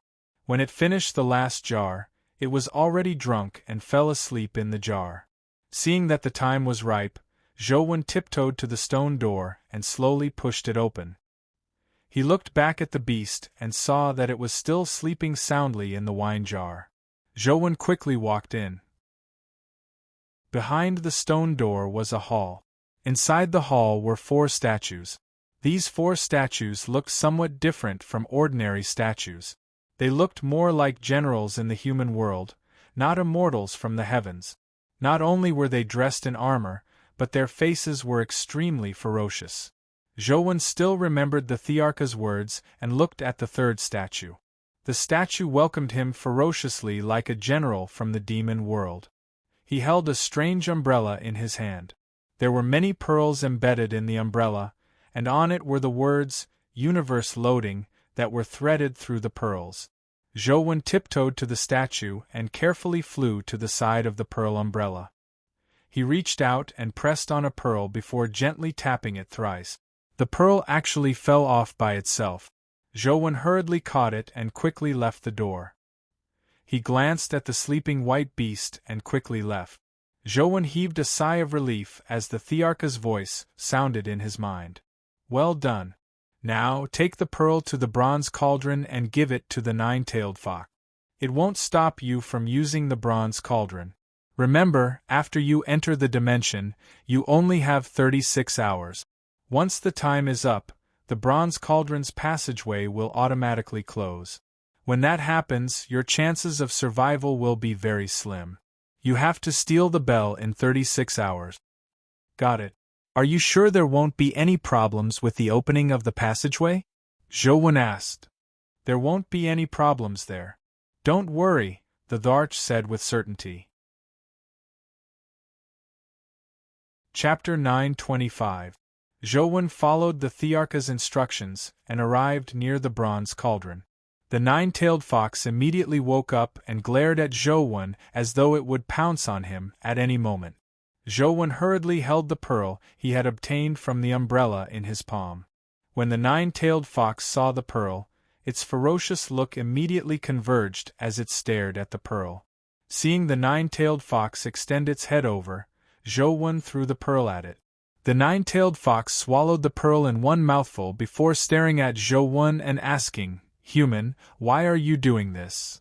"I want to borrow the bronze cauldron to teleport to the dimension." Seeing that the 9-tailed fox was indeed as the Tharch had said, he felt much more at ease. "On account that you brought the beauty-fixing pearl to me, I don't mind letting you use the bronze cauldron. However, why are you going to the dimension as a human? Do you think your life is too long?" the 9-tailed fox asked in a seductive voice. "I want to go to the dimension to find someone," Zhou said. "Who is it?" the 9-tailed fox asked again. "Emperor of Shang," Zhou answered according to the Thearcha's instructions. Upon hearing Zhou's answer, the 9-tailed fox's eyes immediately lit up. She stared intently at Zhou and asked, "Why are you looking for him?" "Emperor of Shang is the Empyrean Lord of our human race. He has the supreme glory of the human race and is the person I respect the most. I'm looking for him firstly to see his face and secondly, to learn some skills from him. I hope that he can bring glory to our human race." Zhou said all the lines he had thought of. In order to think of these lines, Zhou had lost quite a bit of hair. The Tharch only gave him a general idea of how to communicate with the 9-tailed fox and told him to praise the Emperor of Shang as much as possible. However, Zhou had to think of the details himself. Zhou wasn't good at praising others. It wasn't easy for him to think of such words. It was unknown how many brain cells had died. When the 9-tailed fox heard Zhou's words, her expression gradually eased. She looked at Zhou and said, "You are a mere human. If you enter the dimension, you will probably die very quickly. How can you meet the Emperor of Shang? Forget it. On account of the beauty-fixing pearl you gave me, I'll lend you something. Take it with you. You still have a chance. When you return it to me." "How can I accept that?" Zhou was overjoyed. He was originally wondering how he could trick the nine-tailed fox into giving it to him, as the Dharch had said. He never expected the nine-tailed fox to take the initiative to give it to him. There's nothing to be embarrassed about. If you see Di Shang, help me pass a message to him, said the nine-tailed fox. That's not a problem. As long as I can see him, I'll definitely pass the message. If I can't, there's nothing I can do. Zhou paused before saying, "What message do you want me to pass?" The nine-tailed fox was silent for a moment before slowly saying, "Don't think about it." What? Zhou was momentarily confused as to what the nine-tailed fox was referring to. "Do you need me to help you engrave it on your face?" The nine-tailed fox stared coldly at Zhou. Zhou hurriedly recalled and said, "There's no need. I got it. It's don't think about it, right? Don't miss me?" The nine-tailed fox looked at him coldly but didn't say anything else. It opened its mouth and spat out something. It was a crystalline pearl that resembled a bright moon. "Take it with you. It can conceal your human aura and prevent most dimensional creatures from hating you. However, if you encounter a terror-grade dimensional creature, it's best you hide far away. If you encounter a calamity-grade god, end your own life to avoid suffering," said the nine-tailed fox. Zhou reached out and caught the pearl. It was warm to the touch and emitted a fragrant aura like perfume. He hurriedly put it away. "Come in. I'll send you over. Remember what I told you to say. If you forget, you won't be able to live even if you return," said the nine-tailed fox. "Don't worry. As long as I don't die, I'll definitely deliver the message," Zhou said as he jumped into the bronze tripod. Zhou had seen the bronze tripod many times in-game. He originally imagined that it was a tool used to suppress the nine-tailed fox, but he never expected it to have the ability to traverse dimensions. After Zhou entered the bronze tripod, the nine-tailed fox stood up and straightened the chains. At the same time, a demonic glow emitted from its body. Terrifying essence energy entered the bronze tripod through the chains, causing it to emit a strange glow. The mysterious runes on it lit up. "Remember, you only have 36 hours. You have to return before the time is up. Otherwise, you will be trapped in the dimension forever." The nine-tailed fox's voice entered Zhou ears.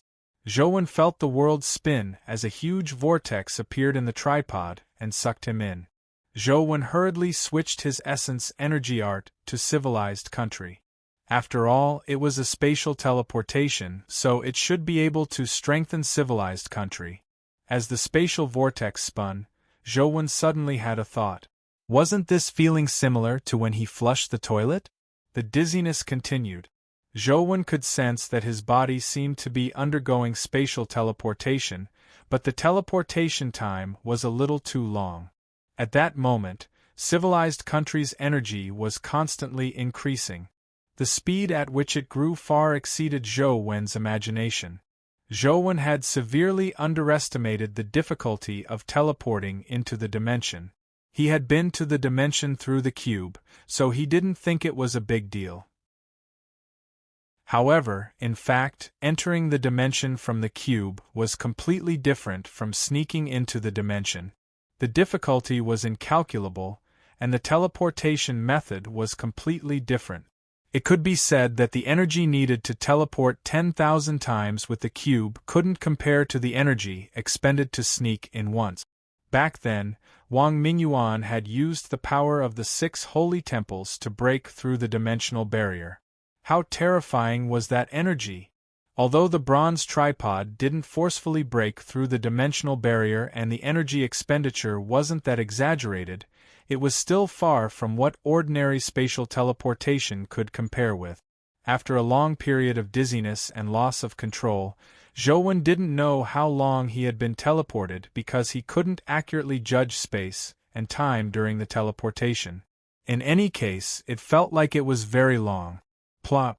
Zhou felt like he had fallen into the water as his body gradually returned to normal. To his pleasant surprise, civilized country had obtained unimaginable energy during the teleportation process. Now, civilized country was almost about to break through to a perfect body. What an unexpected harvest. From the looks of it, I might be able to advance to a perfect body after a few more teleportations. Zhouwen was delighted. After floating out of the water, Zhouwen wanted to see where he was, but the scene he saw made his expression change. Chapter 9:26. This was a pool of liquid that suffused blue light. Outside the pool was a crater that resembled a volcano. If this was really a volcano, the liquid in the pool should be magma, but the liquid in the pool suffused a blue fluorescence. The temperature wasn't high, and it was even a little cold. At the bottom of the pool, there were many crystals, as though many crystalline bodies were arranged together. Boom! Just as Zhouwen was observing the crystalline bodies, he suddenly saw the blue liquid in the pool spew out like a volcanic eruption. Zhouwen hurriedly leaned against the stone wall and watched as the blue liquid spewed out. At the same time, a large number of crystalline bodies were brought out. A large number of crystalline bodies spewed out of the volcano's crater as the blue liquid fell back into the volcano.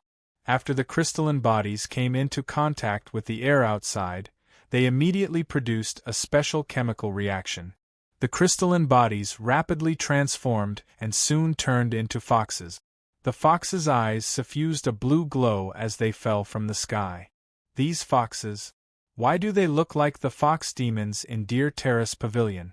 Zhouwen found it odd as he quietly crawled to the volcano's crater and looked outside.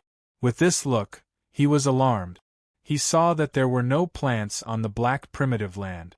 Thick black smoke billowed in the sky as black ring-shaped volcanoes covered the land. From time to time, the ring-shaped volcanoes would erupt. However, what spewed out wasn't magma, but liquids of different colors. Some of the liquids were blue, some were red, and some were yellow. There were all sorts of colors. What was similar was that every time a volcano spewed out a liquid, it would randomly bring out a portion of crystalline bodies. Once the crystalline bodies left the liquid and came into contact with the air, they would rapidly transform into different dimensional creatures. Red centipedes with wings danced in the sky. 100-meter-long snake roared into the sky. Groups of fiendish demons rampaged across the land. Most of these creatures were things Zhouwen had never seen before, but he had seen a portion of them. For example, the foxes that spewed out of the volcano were the epic fox immortals in Deer Terrace Pavilion. Beside him was a gray hedgehog that spewed out a volcano. Zhouwen had also seen it in Deer Terrace Pavilion. It was also a demon-type epic dimensional creature. This place. Could it be the place where dimensional creatures are born? Zhouwen looked at the volcanoes erupting everywhere as large numbers of different dimensional creatures spewed out. The spectacular scene was indescribable. A nearby fox seemed to notice Zhouwen as it looked over. Zhouwen was alarmed. However, the fox did not show any hostility towards him. It seemed to treat him as one of its own and called out to him. Could it be? Zhouwen thought of the pearl the nine-tailed fox had given him. He crawled out of the volcano. The nearby fox demons discovered him, but they had no intention of attacking him. This made him relax a lot. I never expected this thing to be so useful. However, my human appearance is just too eye-catching. I need to think of a way. Zhouwen searched his surroundings. Soon, Zhouwen discovered that there were many snow cats gathered near a nearby volcano. They were legendary dimensional creatures. Zhouwen walked over. The snow cats only looked at him without any intention of attacking. Immediately, Zhouwen switched to the Demon God catalog and used the Eyes of Legacy to scan a snow cat. As the scan continued, Zhouwen felt a strange power flow out of his eyes. This power passed through his meridians and spread throughout his body, causing his body to undergo a strange change. Before long, Zhouwen turned into a snow cat. He looked no different from the snow cats beside him. The snow cats seemed to treat him as one of their own and didn't even look at him. Boom! In the sky filled with black smoke, bolts of lightning streaked across. The dimensional creatures that were struck by the lightning immediately vanished. Just as Zhou was in a daze, a large swath of lightning descended. The snow cats and the nearby fox demons vanished when they were struck by the lightning. Zhou hurriedly ran and dodged the lightning strike. From the lightning, Zhou sensed the power of space. It didn't seem to be real lightning, nor was it ordinary lightning. Instead, it was some kind of lightning with spatial attribute. This is a little different from what the Dharch said. Zhou ran with all his might to escape the area covered by lightning. Wherever the lightning passed, the nearby dimensional creatures basically vanished. Zhou remembered very clearly that the Dharch had told him that after he transmigrated to the dimension, he had walked towards a tower. However, all Zhou saw were ring-shaped volcanoes. There was no tower at all. Furthermore, Zhou had never heard the Dharch mention the void lightning. Could it be that the nine-tailed fox demon got the wrong place when she teleported me here? That's not right. Didn't the Dharch say that the bronze tripod can only teleport me to one place? Zhou saw a huge ring-shaped volcano nearby, and wanted to climb to the top of the ring-shaped volcano to see if there was a tower in the distance. He didn't dare fly randomly to prevent himself from being targeted. He still didn't know where he was, nor did he know if there was any danger here. However, no matter how he looked at it, this place seemed somewhat different from the dimension the Dharch had mentioned. Boom! Zhou had only climbed halfway when the huge volcano suddenly erupted. Red liquid shot into the sky like a heavenly pillar. At the same time, a red crystalline object was spewed out. However, this red crystalline object was much larger than the blue crystalline object Zhou had seen before. It was the size of half a football field. The red liquid receded, and after the crystalline object came into contact with the air, it quickly transformed. By the time the huge red crystalline object fell to the ground, it had turned into a fire qilin whose entire body was red like a crystal. Its entire body was emitting terrifying flames. The snow cat's size was like an ant beside the fire qilin. Holy sh*t, this place can spew out mythical creatures. Zhou retreated step by step. He was too close to the fire qilin. He was afraid that it would discover that he was human. That would be terrible. Although Zhou wasn't afraid of ordinary mythical creatures, he didn't know if he would be targeted by even more terrifying existences if he fought the fire qilin here. Thankfully, the fire qilin didn't notice Zhou. Perhaps in its eyes, the snow cat was similar to an ant. There was no need to care. Boom! Boom! The fire qilin walked towards the lightning, causing the ground to tremble. Soon, it walked into the lightning and gradually disappeared under the bombardment of the void lightning. What the hell is this place? Zhou eagerly rushed to the peak of the volcano. He wanted to see if there was a tower nearby that the Dharch had mentioned. Chapter 927. After climbing to the mouth of the volcano, Zhou looked around. All he could see was the sky and volcanoes shrouded in billowing black smoke. Looking around, there was only one place that was somewhat different. In the middle of the volcanoes, there was a mountain that resembled a heavenly pillar-like mountain.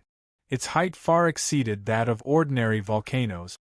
It pierced through the black smoke-shrouded sky, making it impossible to see the end of the mountain. Could the tower the Dharch mentioned be that mountain peak? Zhou thought to himself.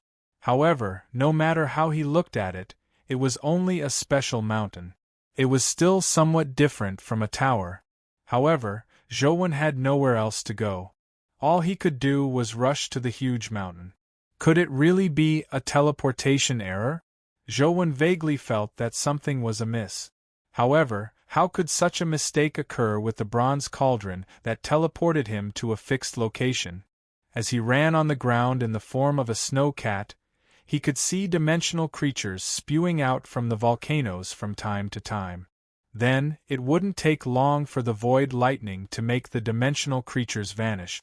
Could it be that those bolts of lightning are spatial rifts that lead to Earth? Do all the dimensional creatures on Earth pass through here? Then, if I'm struck by lightning, will I be able to return to a dimensional zone on Earth? Zhou kept thinking. If there really was a legendary mistake, he had to think of a way to return. Otherwise, a human in such a place would be no different from courting death once he was discovered by the dimensional races. Thankfully, there didn't seem to be any particularly powerful creatures here. They were all dimensional creatures that spewed out from the volcanoes. Most of them were at the mortal and legendary stage. There were relatively few at the epic stage, and only one could occasionally be seen at the mythical stage. If there aren't any more terrifying and powerful existences here, this is a good place to grind. However, although there are many types of dimensional creatures here, they all have the characteristics of demons. As Zhou walked, he observed as the truth listener earring constantly scanned his surroundings. The pillar-like mountain was too far away from where Zhou was. The closer Zhou got to it, the more majestic and spectacular the mountain became. Thankfully, with the nine-tailed fox's pearl and the Eyes of Legacy's ability, the dimensional creatures that spewed out from the volcanoes didn't attack Zhou, saving him a lot of trouble. Just approaching the mountain took Zhou nearly 3 hours. The passageway opened by the bronze tripod could only last for 36 hours. If he didn't discover anything, Zhou planned on retracing his step. He sized up the mountain that was very close, but he didn't discover anything. There were no dimensional creatures near the mountain, nor were there any traces of void lightning.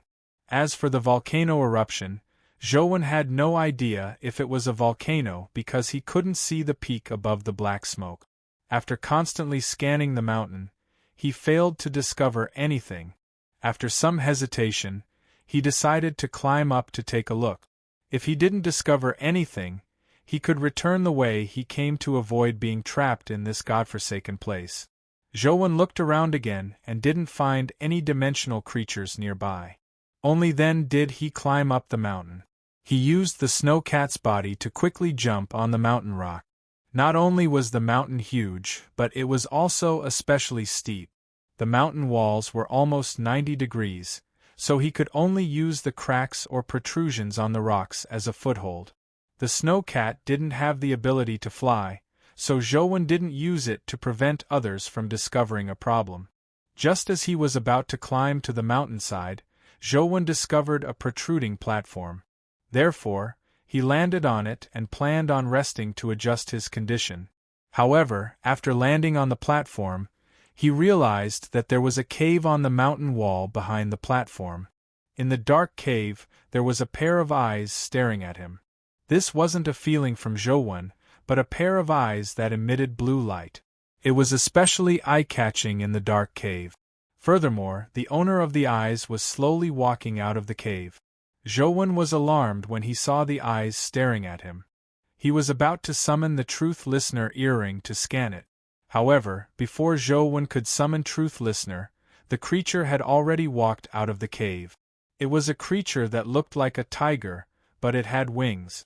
Its body was black, but there were many places that were transparent blue. As it breathed, the blue spots on its body alternated between bright and dark. When it was bright, it was like a glowing blue crystal. When it was dark, it was the same as the other black spots on its body. It was a blackish-gray color like pig iron. Zhou sensed a powerful essence energy fluctuation from its body. It was definitely a mythical creature, but he didn't know if it had the ability to transform into a mythical creature.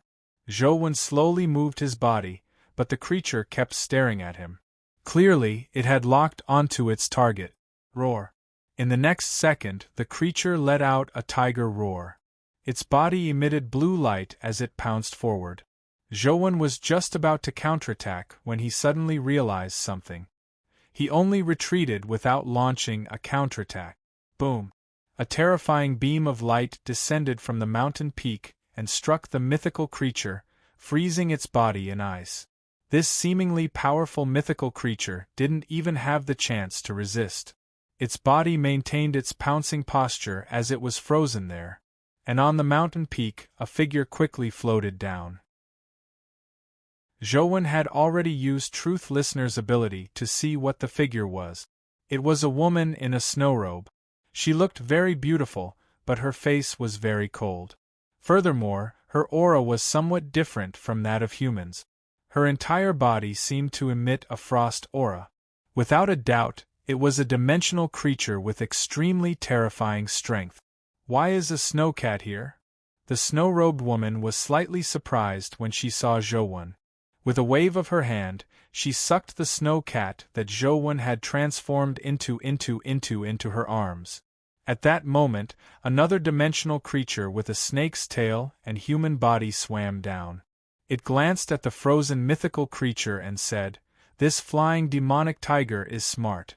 It actually hid here. It's no wonder it hasn't been sent to the human world." "Throw it into the void lightning," the snow-robed woman said. The snake-tailed dimensional creature responded and grabbed the frozen flying demonic tiger with one hand. It threw it towards the volcanic area. The huge block of ice streaked across the sky like a meteor. Soon, it rushed into the void lightning zone and vanished. "Where's this little thing?" the snake-tailed monster asked the snow cat that Zhouwen had transformed into. "I'll deal with it myself," the snow-robed woman said as she flew up and headed for the top of the mountain that resembled a heavenly pillar-like mountain peak. The snake-tailed monster didn't say anything else as it followed the snow-robed woman to the top of the mountain. Chapter 928. Zhouwen felt a chill as he was hugged by the snow-robed woman. It was as though he had fallen into an ice cellar. Thankfully, the snow cat was a cold elemental creature and had a high tolerance for the cold. Otherwise, Zhouwen might have had to pretend to be frozen by the cold on her body. The snow-robed woman quickly passed through the billowing black smoke and arrived at the top of the mountain. Zhouwen looked around and was suddenly alarmed to discover that the billowing black smoke that enveloped the ground was transparent from above. He could see everything below clearly from above. Zhouwen secretly lamented how close it was. Thankfully, he had only used the snow cat's normal strength when he went up the mountain. Otherwise, he would have long been discovered. However, Zhouwen was still somewhat uneasy. He didn't know if his snow cat transformation could fool the snow-robed woman. From the looks of it, she was most likely in existence at the Terrorgrade. Thankfully, the snow-robed woman didn't seem to notice anything wrong with Zhouwen. After arriving at the top of the mountain, she carried Zhouwen towards a building. At that moment, Zhouwen realized that there was an ice castle on the mountaintop. The woman walked into the ice castle, and the snake monster followed. "Why did you bring such a snow cat back? Just throw it back into the void lightning and everything will be over," the snake monster said. "You don't have to worry about me." As the snow-robed woman spoke, she walked up the ice stairs and soon arrived at a room at the top of the ice castle. The room was empty except for a crystal coffin. The snow-robed woman walked in front of the crystal coffin and it automatically opened. After she carried Zhouwen in, the crystal coffin automatically closed. Zhouwen quickly realized that the snow-robed woman was sleeping in the crystal coffin. She looked like a human, but her body was colder than ice. "She can't be sleeping like this, right?" Zhouwen broke free from the snow-robed woman's hand and crawled to an empty spot in the crystal coffin. He turned his head to look at the woman and realized that her skin seemed to have turned into jade. If he hadn't seen her walk over, he would have thought that she was a jade sculpture without any vitality. Through the crystal coffin, he could see the situation inside the room. He couldn't see anything further. Although the castle was made of ice, he couldn't see anything through the thick ice wall. With the snow-robed woman beside him, Zhouwen didn't dare summon Truth Listener. If the woman found out that he had an extra earring on his ear, even a ghost would know that there was something wrong with this snow cat. Looks like there really was an error during the teleportation. This is not the place the bronze tripod is supposed to teleport me to. I have to teleport back as soon as possible. Zhouwen glanced at the sleeping woman and thought to himself, is she really sleeping or faking it? Perhaps my attack will have some effect on her when she's not in a terror state. Although he had this thought in mind, Zhou didn't dare act rashly. In the end, he decided to wait a little longer. There were still about 30 hours left, so he didn't have to worry about the tunnel closing for the time being. The space inside the crystal coffin wasn't big to begin with, so Zhou didn't have much space to move around. All he could do was lie in the crystal coffin to rest and wait for an opportunity to arrive. Time ticked by. Several hours passed, but the woman remained asleep. She didn't move or even breathe. It made Zhou suspect that the woman was an ice sculpture. With no other choice, Zhou could only wait patiently. After a while, he suddenly heard a clanging sound. It was like the sound of an old-fashioned clock, but it was somewhat different. The sound was clearer. Zhou heard the sound 12 times before the woman finally opened her eyes. Then, she carried Zhou and walked out of the crystal coffin. Zhou heaved a sigh of relief. If the woman continued sleeping like this, he would really be in trouble. He might even have to force his way out. Thankfully, that didn't happen. There was still plenty of time. The woman carried Zhou downstairs and soon arrived at a hall. The snake monster was already inside. At that moment, Zhou was slightly taken aback. On the back wall of the hall hung a bell. Presumably, the sound from before might have come from this bell. However, this bell looked very similar to the bell the Dharch had mentioned. Strange. Could it be that I didn't teleport to the wrong place? This is the tower the Dharch mentioned? Zhou thought for a moment and felt that something was amiss. If the tower refers to the mountain, there's no reason for the Dharch not to make it clear. Furthermore, she said that the bell is at the highest level of the tower. She didn't say that there's an ice castle. However, Zhou carefully sized up the bell. No matter how he looked at it, it looked like the bell the Dharch had mentioned. The various details of the bell were identical to the Thearka's description. What's going on? Did I teleport to the right place? Is this the bell? Zhou was momentarily stumped. You should know that it's not allowed to forcefully make the creatures in the dimensional pool stay, right? The snake monster said as it glanced at Zhou in the snow-robed woman's arms. I've said it before, I don't need anyone else to interfere in my affairs. Then, she placed Zhou on the ground and walked towards the bell. When she approached the bell, the icy aura on her body rose rapidly, and her entire body turned into an ice sculpture. Terror transformation! Zhou immediately recognized the power the snow-robed woman was using. The snow-robed woman walked in front of the bell, picked it up and shook it. Ding-ling! Only then did Zhou realize that the sound wasn't from the bell. The sound produced by the bell was completely different from before.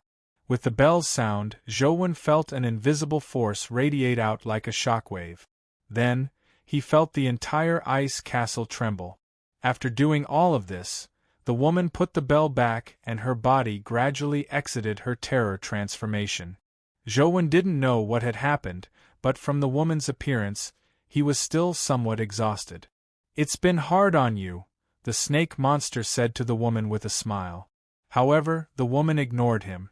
She picked up Zhou and turned to leave the hall.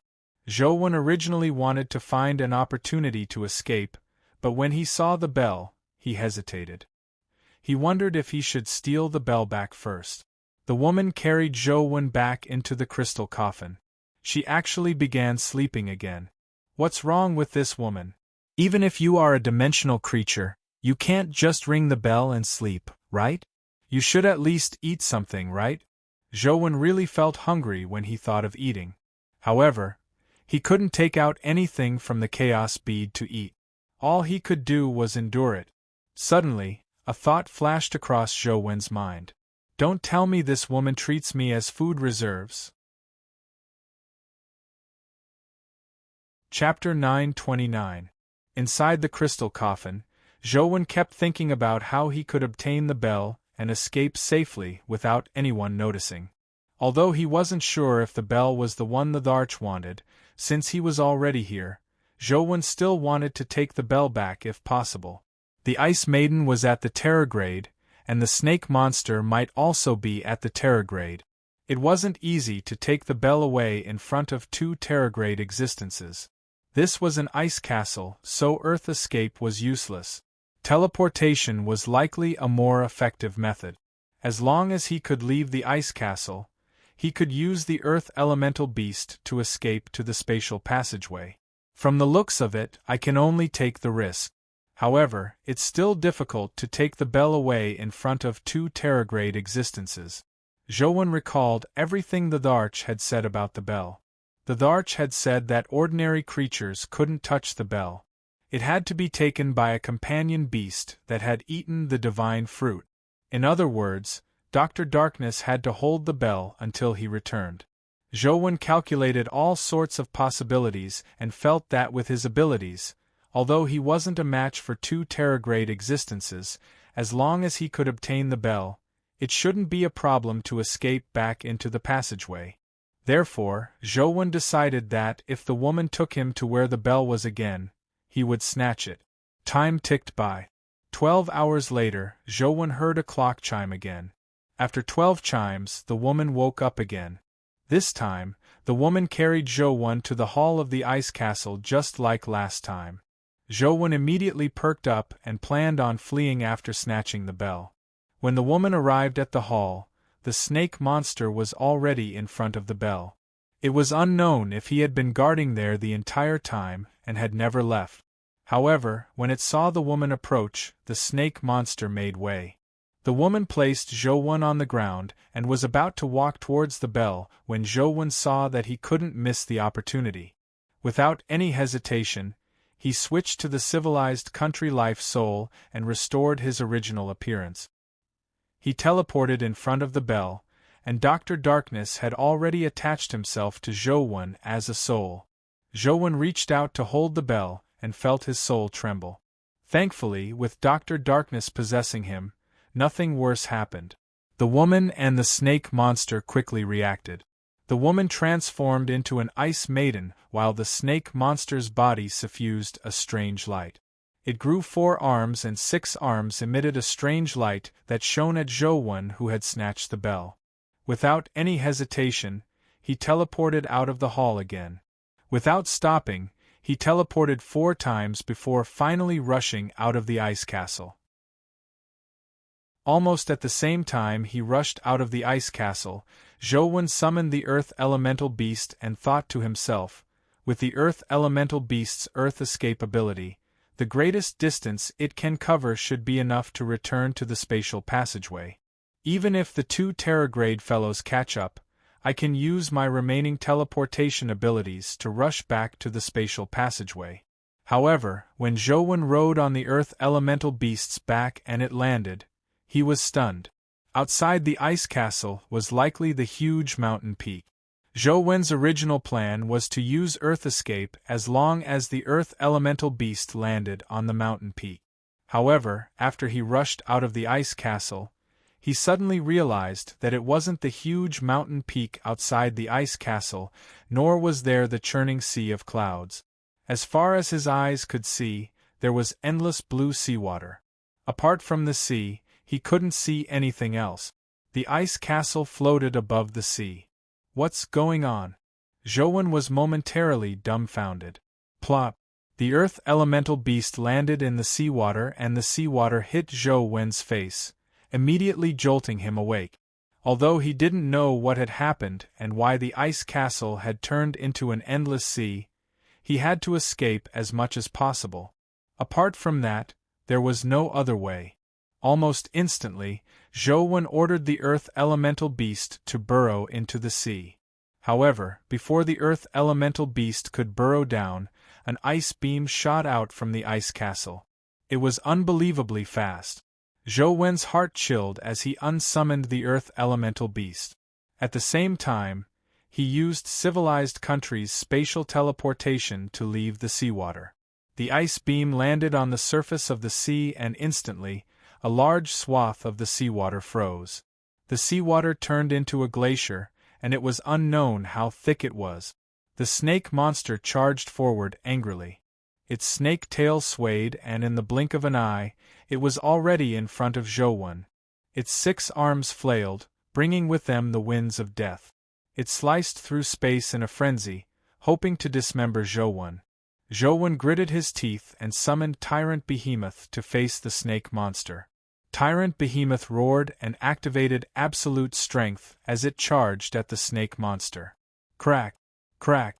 Blood-splattered wounds appeared on Tyrant Behemoth's extremely tough body.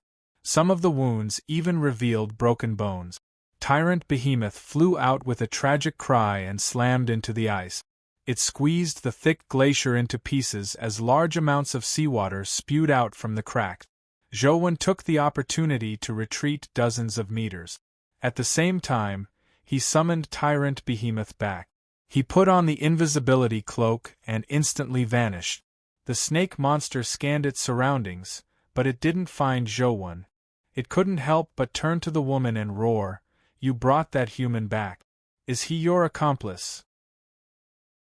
The Ice Maiden said coldly, "If it were me, do you think I would be so foolish as to let him steal the heaven-shrouding bell like this? If you have the time to suspect me, why don't you think about how to find him? He can't escape here. Explain this matter to the higher-ups yourself." The snake monster seemed to think that what the Ice Maiden said made sense, but it still said hatefully before beginning to search for Zhou. The Ice Maiden was like him as she searched everywhere for Zhou. Zhou wore the invisibility cloak and relied on the 3 minutes of invisibility to rush into the sea and swim deep into the sea. The seawater here was extremely deep. When Zhou dived deep into the sea, he could only vaguely see specks of light at the bottom of the sea like stars. However, the stars were colorful, reminding Zhou of the liquid in volcanoes. As Zhou dived deeper and deeper, he realized that he wasn't wrong. There were countless colorful springs at the bottom of the sea. What spewed out from those springs were all kinds of colorful liquids. As the colorful liquids spewed out, there were all sorts of crystalline objects. When the crystalline objects came into contact with the seawater, they turned into different dimensional creatures. However, unlike the volcanic area from before, the dimensional creatures here were basically marine creatures. Chapter 930. Indeed, I'm no longer where I was originally? Zhou felt like crying as he looked at the deep-sea behemoths swimming in the sea. Now, Zhou was certain that something had gone wrong during the teleportation, but why? Zhou thought for a moment. The Dharch had a favor to ask of him and wanted the bell, so she definitely wouldn't play tricks. The nine-tailed fox wanted him to pass a message to the Emperor of Shang, so there didn't seem to be any reason for her to mess with him. Furthermore, the nine-tailed fox had given the pearl to Zhou. If Zhou couldn't return, it wouldn't benefit her either. After some thought, Zhou couldn't figure out the reason. Now, Zhou wasn't in the mood to think too much. He didn't have much time left on the invisibility cloak. He had to think of a way to shake off the Ice Maiden and the snake monster as soon as possible. If they found him, Zhou felt that he would die a horrible death. In the vast sea, there weren't many places for Zhou to hide. All he could do was continue heading deep into the sea. He decided to find a spring to hide in. Zhou originally wanted to use the Eyes of Legacy to transform into a dimensional creature, but there weren't any low-level legendary creatures nearby. It would take a long time to simulate an epic creature. He was afraid that the invisibility time would be up before he succeeded. The spring was a place where dimensional creatures were born. Furthermore, there were tens of thousands of them. It shouldn't be that easy for the snake monster and the Ice Maiden to find him. Zhou didn't have the time to choose carefully. 3 minutes of invisibility was just too short. He didn't have many choices, so he swam towards a spring that was relatively close. It was a spring with blue liquid. When Zhou came, he had come out of the blue liquid. The blue liquid had a higher chance of being safe. As he watched the blue spring gradually expand in his vision, the blue liquid inside automatically separated from the seawater, like water and oil didn't mix.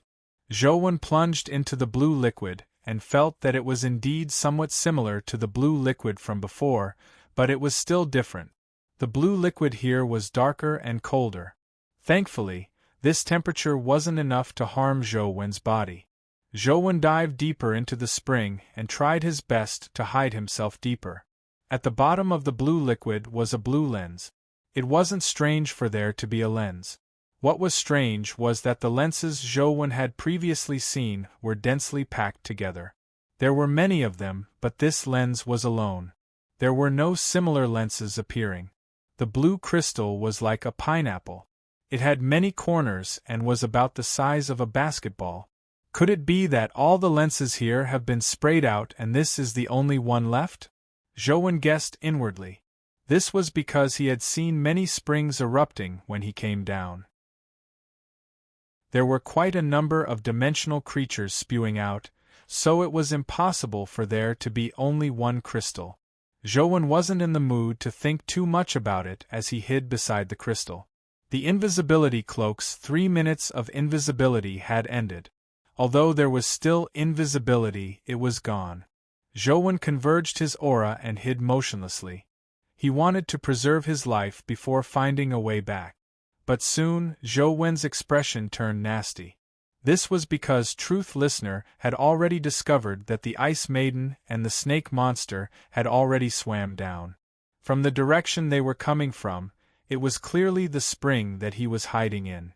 Oh no, could it be a problem with this bell? Zhou Wen immediately realized the problem, but it was too late for him to throw the bell away. If he rushed out now, it was basically no different from courting death. Zhou Wen decided to remain motionless and hide beside the crystal. Indeed, the Ice Maiden and the Snake Monster arrived outside the blue spring. The Ice Maiden looked at the blue spring and said, "The Heaven Shrouding Bell is inside." The Snake Monster glanced at her and said, "Are you sure? Do you think I'm wrong?" The Ice Maiden said as she entered the spring. The Snake Monster snorted coldly and didn't say anything else. It followed the Ice Maiden into the spring. "Aren't you saying that he's here? Where is he?" The Snake Monster scanned the area but didn't find Zhou Wen. Clearly, he wasn't proficient in searching for people. The Ice Maiden said indifferently, "He's right there. Can't you see him?" With that said, the Ice Maiden casually shot out an ice beam at Zhou Wen's hiding spot. Zhou Wen had no choice but to move. Thankfully, he had practiced underwater techniques. He didn't need to teleport to dodge the ice beam. However, the moment he moved, the Snake Monster immediately discovered his location. Although Zhou Wen was still invisible, it was no longer of much use. The Snake Monster charged straight at Zhou Wen. Terrifying wind blades crisscrossed and slashed at Zhou Wen's body. Zhou Wen's movement technique was like an immortal's, but his speed was still much slower than the Snake Monster's. After dodging a few wind blades, he couldn't dodge anymore. All he could do was teleport again. The wind blades that could slice through space failed to injure Zhou Wen. After rushing over, a wind blade slashed at the crystal behind him, leaving a crack on it. Zhou Wen was just about to summon the Earth Elemental Beast to see if he could use the rocks at the bottom of the sea to escape when he suddenly felt a terrifying tremor coming from underground.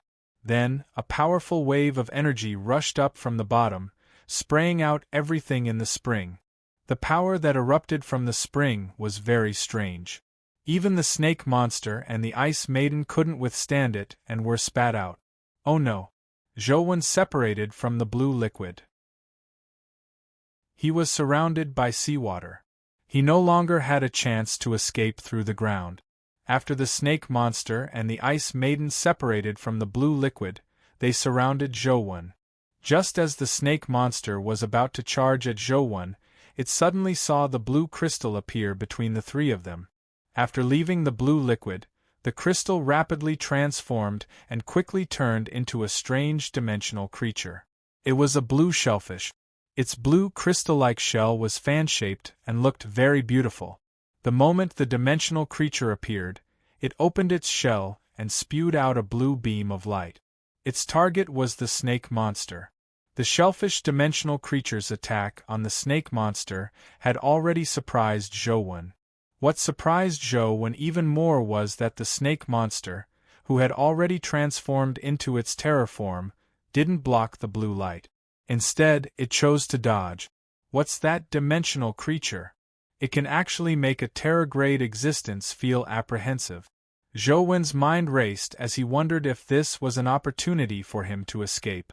The shellfish dimensional creature seemed to lock onto the snake monster as it constantly spewed out blue light at him. The snake monster's expression turned ugly, but it only dodged and didn't attack the shellfish. Chapter 931. The snake monster was stopped by the scallop, but the ice maiden rushed over. The ice beam descended at an unbelievable speed.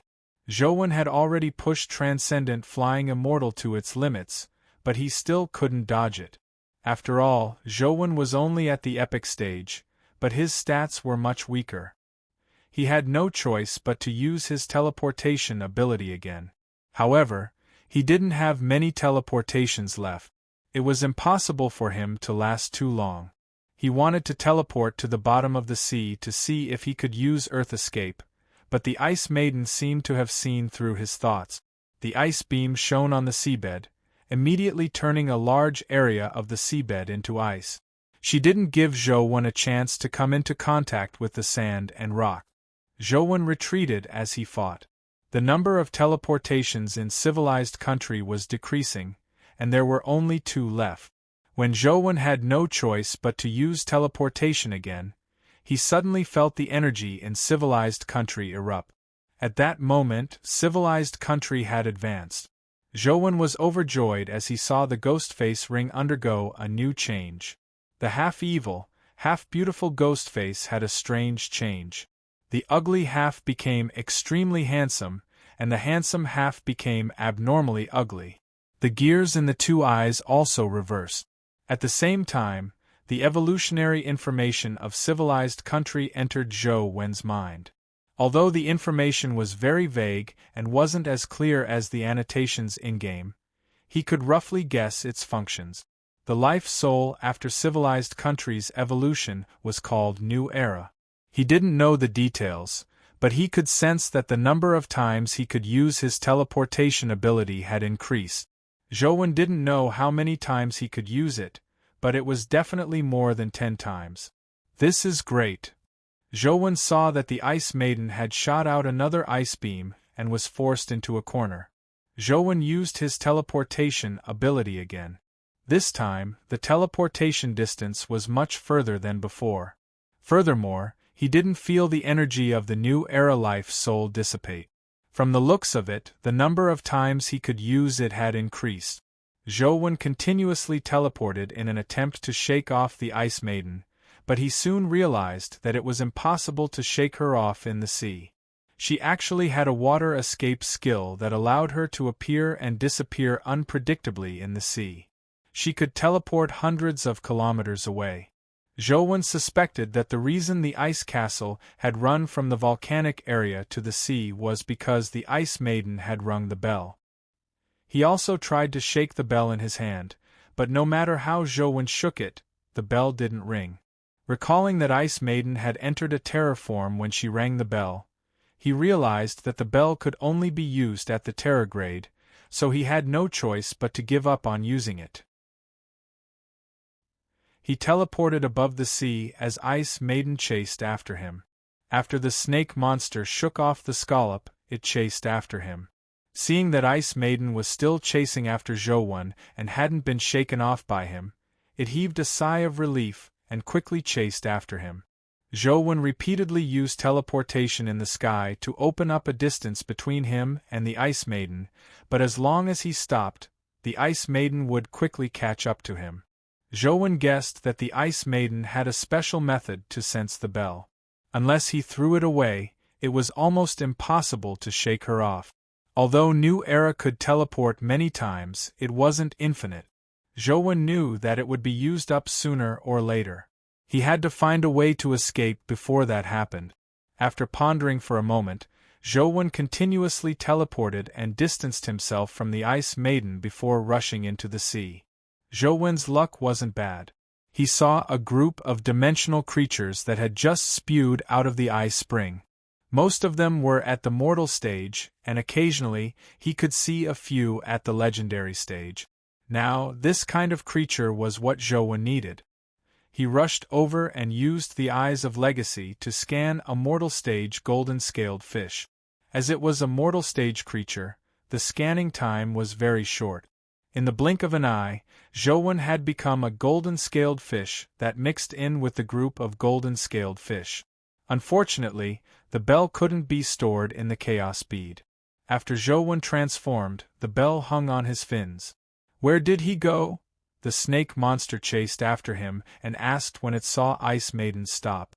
Right below. He wanted to use the same trick again, so I pretended not to know and didn't chase after him. I waited for you to surround him so that he wouldn't escape again, Ice Maiden said. The snake monster immediately understood what she meant and asked. He turned into a snowcat again? It's not a snowcat, but a golden-scaled fish, Ice Maiden said. His transformation technique is somewhat strange. Even I can't tell the dimensional creature he transformed into. If he didn't have the heaven-shrouding bell on him, it would have been very difficult to find him. Where is he? We have to quickly snatch the heaven-shrouding bell back to prevent any accidents, the snake monster said. All right, let's surround him from both sides and prevent him from escaping. Ice Maiden pointed at Zhou and said, the heaven-shrouding bell is on him. Take a closer look and you will be able to tell which one is him. With that said, Ice Maiden rushed into the sea from one side while the snake monster surrounded him from the other side.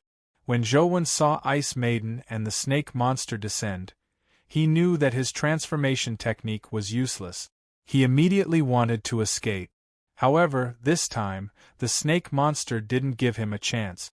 Wind blades sliced through the sea and enveloped Zhou. Zhou had no choice but to switch his life soul and use teleportation again to dodge the snake monster's attack. However, just as he teleported out, he saw Ice Maiden in front of him. An ice beam shone down on him. Now, it wasn't a question of whether he could teleport. He was too close to Ice Maiden, and the ice beam was too fast. Zhou's reaction couldn't keep up. However, with the intuition he had developed over a long period of combat, Zhou still used teleportation to dodge the strike.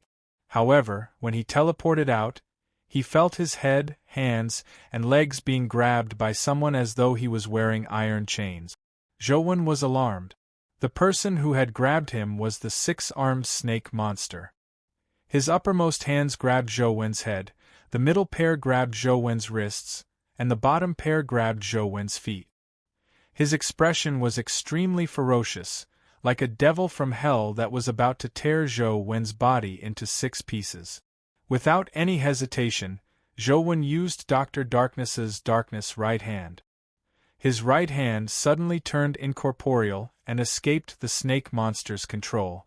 He stabbed into its head, hoping to pluck its brain out. Zhou realized that his thoughts were a little too idealistic. Only a Terragrade could defeat a Terragrade. This was definitely not a joke. The Wheel of Destiny's power, Darkness Right Hand, actually penetrated the snake monster's head, but it failed to pluck its brain out. The brain was like a cow tendon that Zhou couldn't move no matter how hard he pulled. However, Zhou's methods made the snake monster let out a painful cry. At the same time, he became extremely furious. The other 5 hands exerted strength as they tried to tear Zhou apart. Chapter 932. Zhou's body was restrained by the snake monster's strange power, preventing him from teleporting away. He was alarmed as a terrifying tearing pain came from his body. It was as though his muscles and bones were about to be torn apart by the snake monster. I can only risk my life. Zhou gritted his teeth. As he retracted his right hand, he held the heaven-shrouding bell in his right hand and used Darkness Right Hand's ability again. Ah! The snake monster clutched its head and screamed. Zhou used Darkness Right Hand to place the heaven-shrouding bell into its head. He had only done it in passing and didn't expect it to be of much use. He had originally planned on giving up the heaven shrouding bell, making it difficult for the Ice Maiden and the snake monster to track him. In order to survive, he had no choice but to abandon the bell. However, to his surprise, after the bell was placed in the snake monster's head, it made it hold its head and scream. For a moment it forgot to tear Zhou apart. Suddenly, an ice beam flashed. Just as Zhou was about to dodge, he realized that the ice beam wasn't aimed at him. This ice beam was extremely terrifying. Compared to the ice beam Zhou had seen previously, it could be considered warm. The ice light shone directly on the unguarded snake monster, freezing it into an ice cube. Zhou also took the opportunity to escape the snake monster's two hands that were still grabbing his feet and finally regained his freedom. Did I hit the wrong person by accident? Zhou glanced at the snake monster, who had a horrified and pained expression. He saw that he was completely immobilized and completely frozen. It wasn't a mistake. It was intentional. Zhou looked at the Ice Maiden. The Ice Maiden didn't attack Zhou again. She looked at him coldly and said, "The fox core on you belongs to the nine-tailed fox, right?" Zhou was delighted when he heard that. "Yes, you know her? If I didn't know her, why would I bring you into my castle?" The Ice Maiden said indifferently. Zhou had some doubts as to why the Ice Maiden had brought him into the ice castle. If she wanted to rear a pet, there were cute dimensional creatures everywhere. The dimensional creatures she had seen were more than the rice Zhou had eaten. There was no need for her to make an exception and raise a snow cat. "Don't tell me you brought me into the ice castle to deal with him?" Zhou suddenly reacted and glanced at the frozen snake monster. "This is all thanks to you. If you hadn't attracted all of his attention, I wouldn't have been able to succeed so easily." The Ice Maiden's tone was very strange, as though she was talking about something that had nothing to do with her.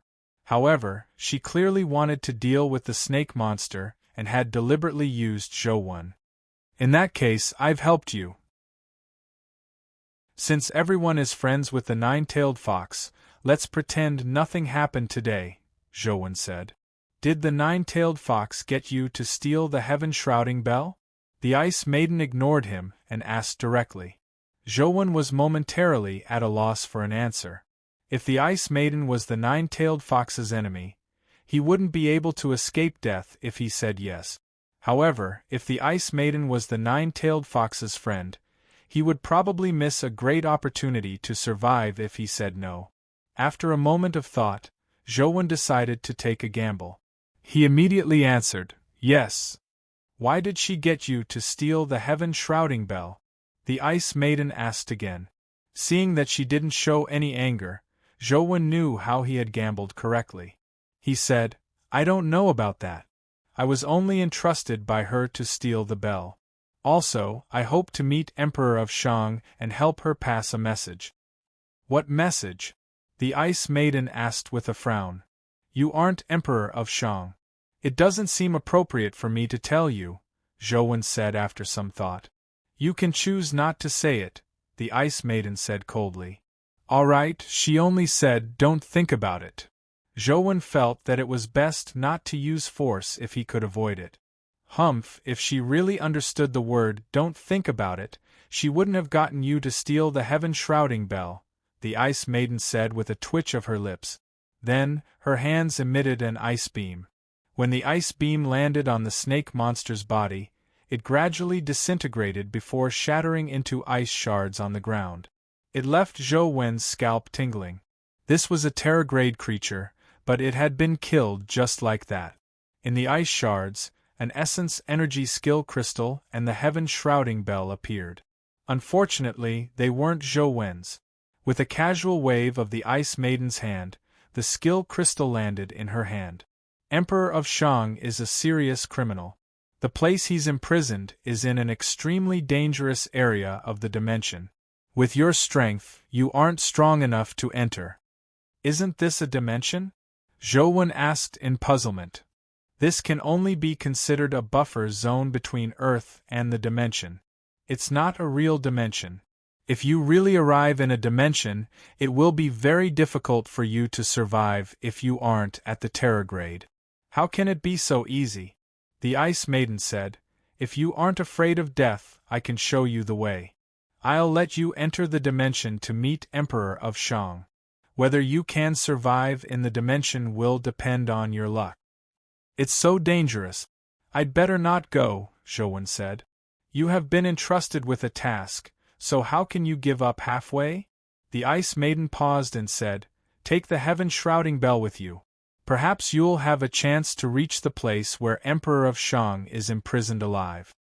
Zhouwen never expected the Ice Maiden to say such a thing. He couldn't help but be overjoyed, but in the next second, Zhouwen's heart palpitated as he felt that something was amiss. When the Ice Maiden waved her hand and threw the heaven-shrouding bell at him, she suddenly shot out an ice beam. The ice beam was fast and ruthless, in no way inferior to the ice beam that had frozen the snake monster.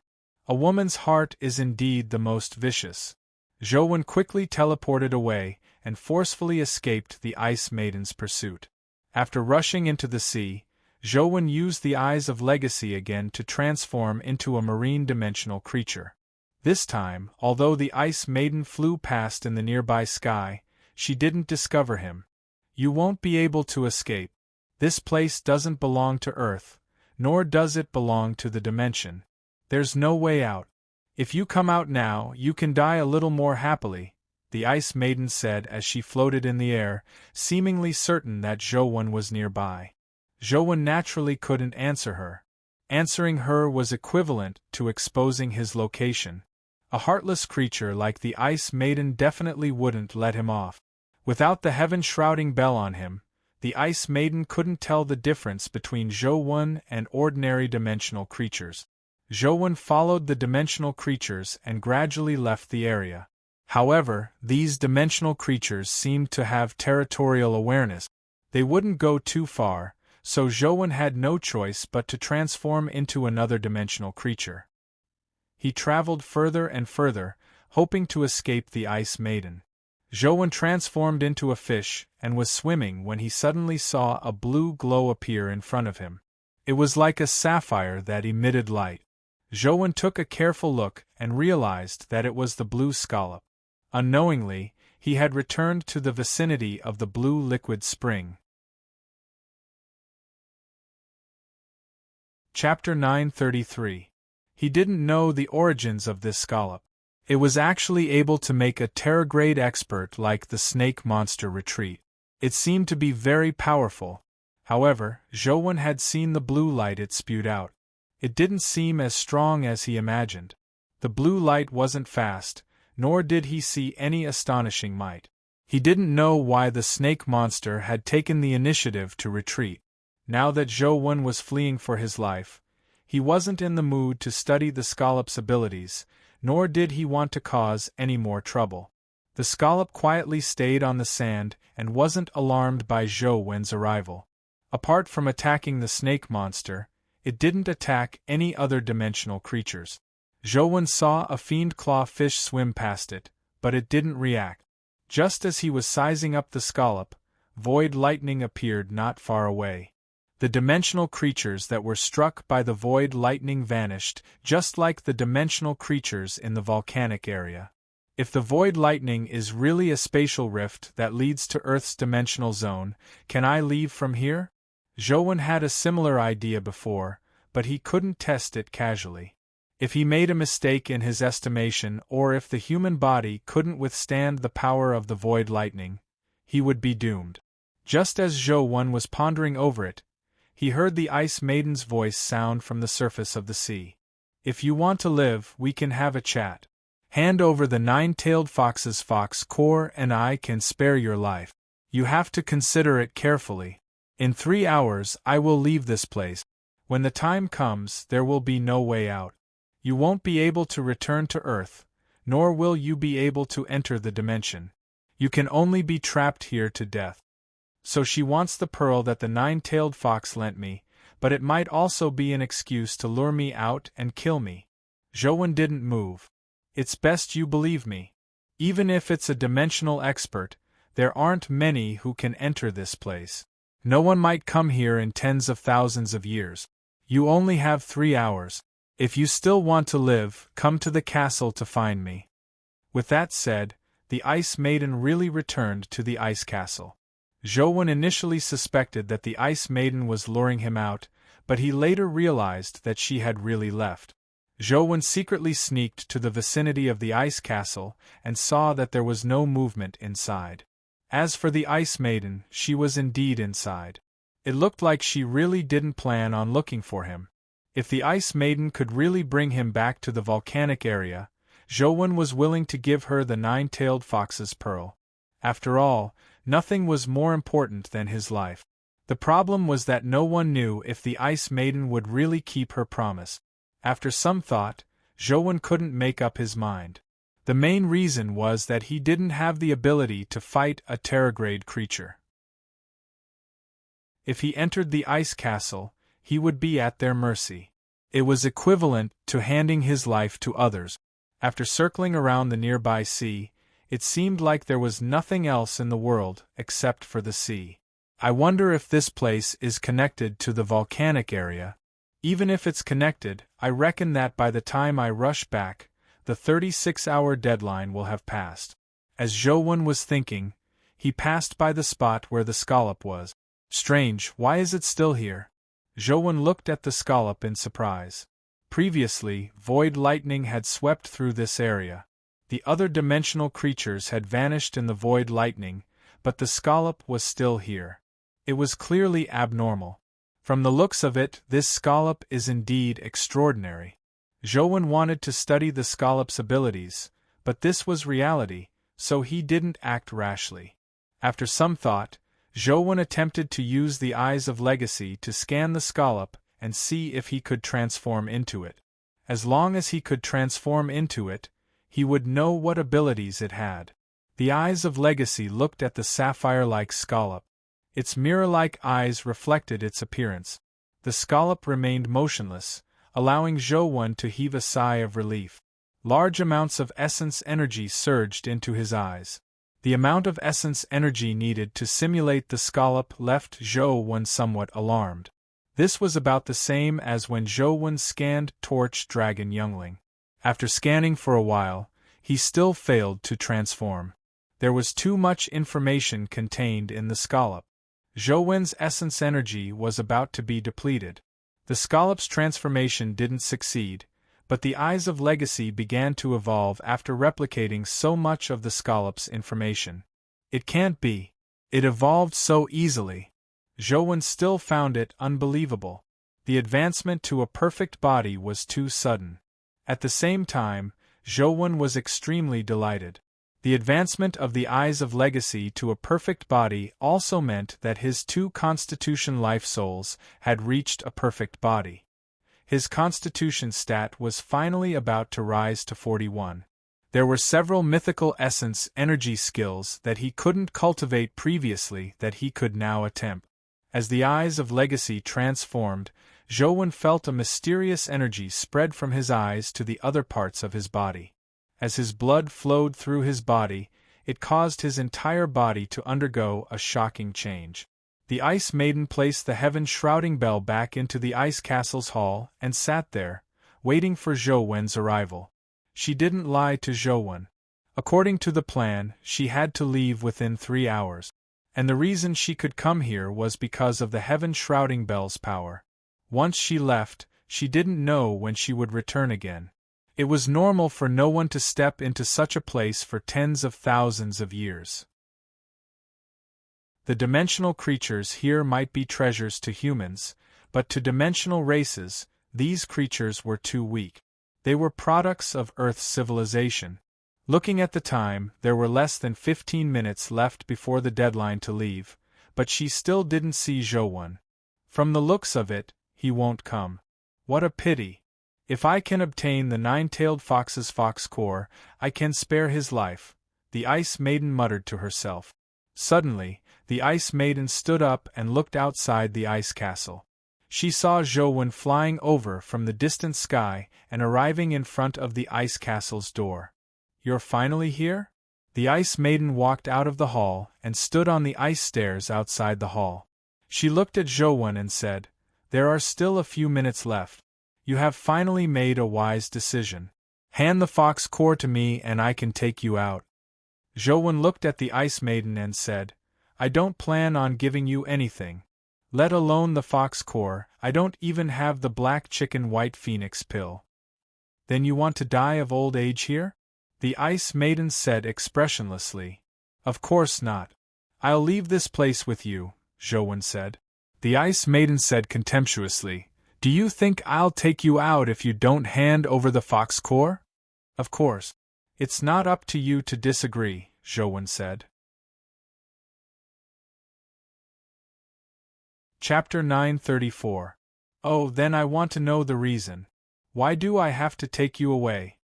The Ice Maiden wasn't angry. From her point of view, Zhou words were like an ant bragging to an elephant. From her point of view, it was just a funny joke. Zhou said, "It's very simple. It's because you previously said that you have to leave this place in 3 hours. In that case, as long as I enter the ice castle, once the 3 hours are up, you can only take me with you regardless of whether you're willing or not." "Does that mean you plan on walking right into a trap?" the Ice Maiden mocked. As Zhou could teleport, it wasn't easy for her to capture him from outside. However, the ice castle was only that big. Furthermore, the ice castle itself had a very powerful augmentation effect on her. The Ice Maiden's power could fill the entire ice castle.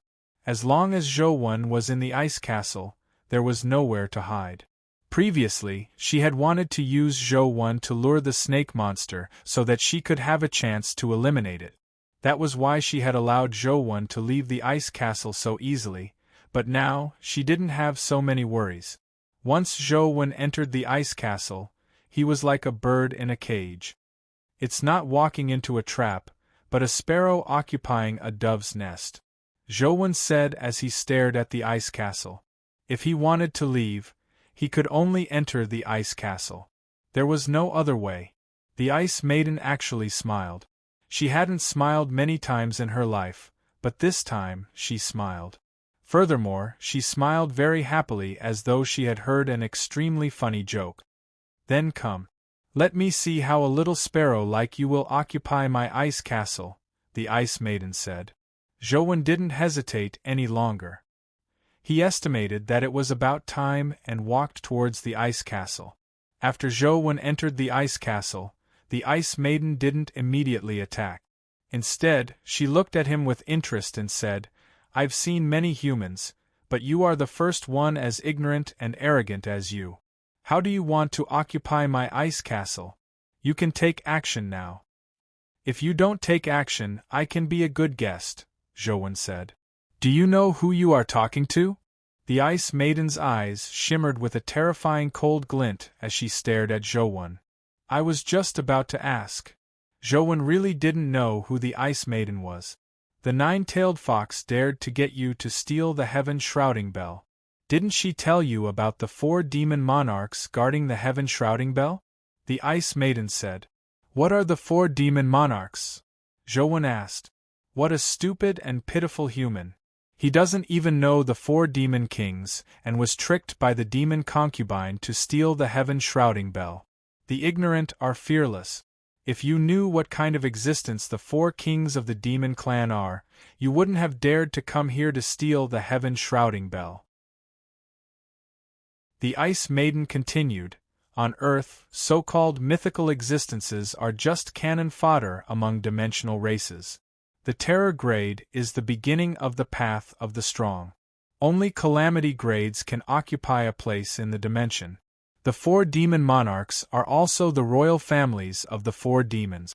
The descendants of these 4 royal families will definitely advance to the Calamity Grade. As for me, I'm from the Ice Monarch family of the 4 royal families." "So you are that powerful. Are you at the Calamity Grade now?" Zhou asked the Ice Maiden. The Ice Maiden immediately gulped. How could it be that easy to advance to the Calamity Grade? Although she was from the Ice Monarch family, she only had the talent and potential to advance to the Calamity Grade.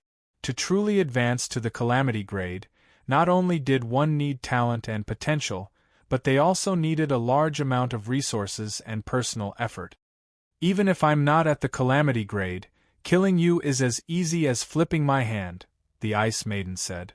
Although Zhou didn't like chatting, he was willing to chat with the Ice Maiden a little longer if he could leave with her without taking action. Then do you know who I am? Zhou suddenly asked seriously. You?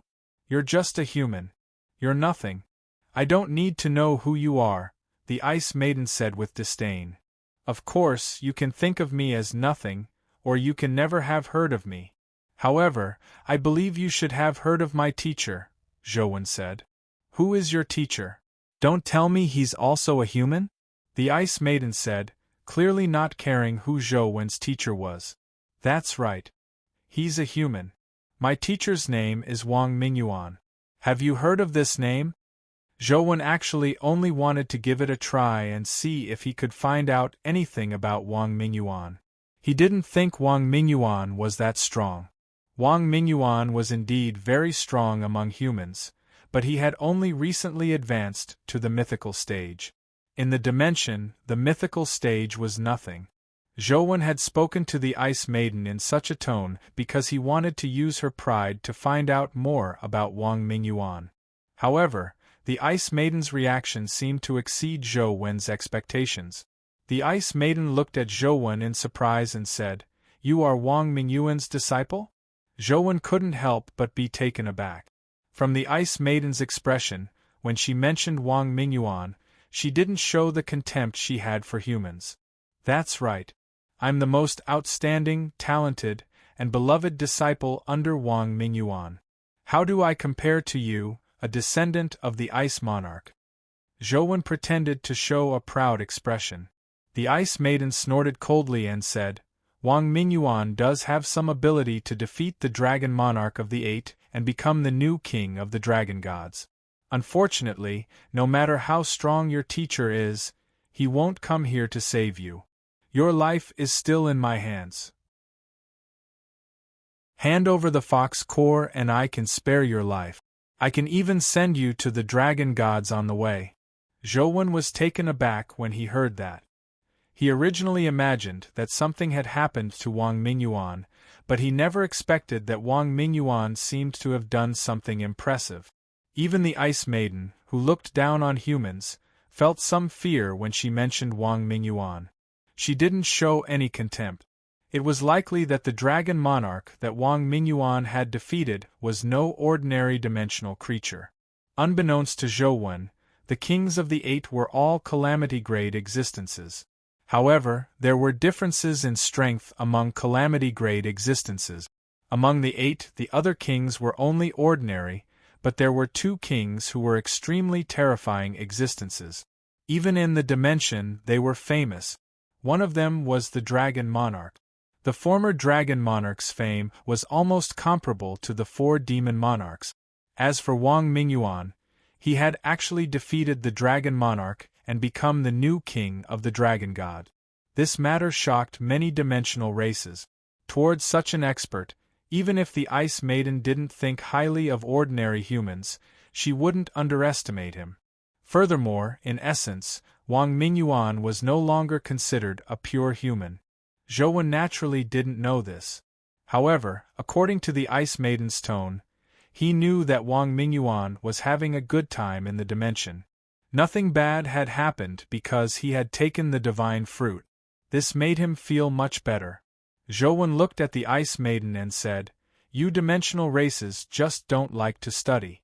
Haven't you heard of the saying that the pupil surpasses the master?" What do you mean? The Ice Maiden clearly didn't know this human proverb. It means that the teacher is very impressive, but the students he teaches are even more impressive, Zhou explained seriously. Chapter 935. The Ice Maiden smiled happily. This was the first time she had seen a human like Zhou. Wang Mingyuan was indeed powerful. No one would deny the strength of a human who could defeat the Dragon King. They would also give him the corresponding respect. However, that was when Wang Mingyuan had sufficient strength to support himself. Furthermore, Wang Mingyuan had fused with a guardian, so he could no longer be considered human. After fusing with a guardian, his body no longer had the shackles of a human. In essence, Wang Mingyuan was already viewed as a member of the dimension, not an earthling. Zhou Wen was a pure earthling human who wasn't even at the mythical stage. Yet, he dared to say such words. The Ice Maiden found it very amusing and comical. Are all the humans on Earth as ignorant and laughable as you? The Ice Maiden asked Zhou Wen. I don't think it's funny, Zhou Wen said seriously. Then you're crazy. You're at the epic stage, a human who doesn't even have the right to live in the dimension.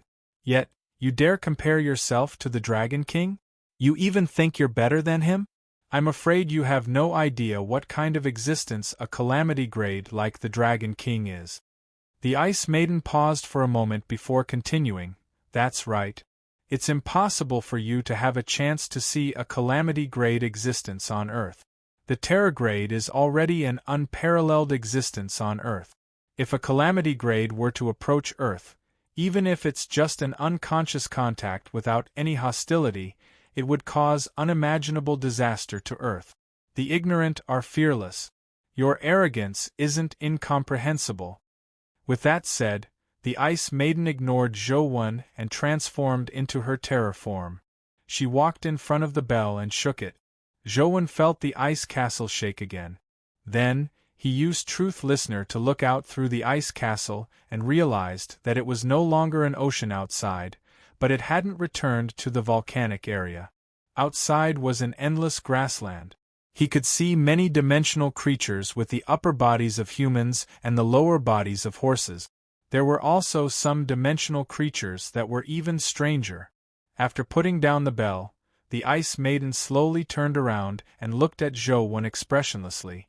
Your jokes are funny, but I'm not interested. Hand over the fox core now and I can send you to the dragon gods. Otherwise, even if Wang Mingyuan is really your teacher, you will definitely die today. I haven't died before. I want to give it a try, Zhou Wen said. Very good.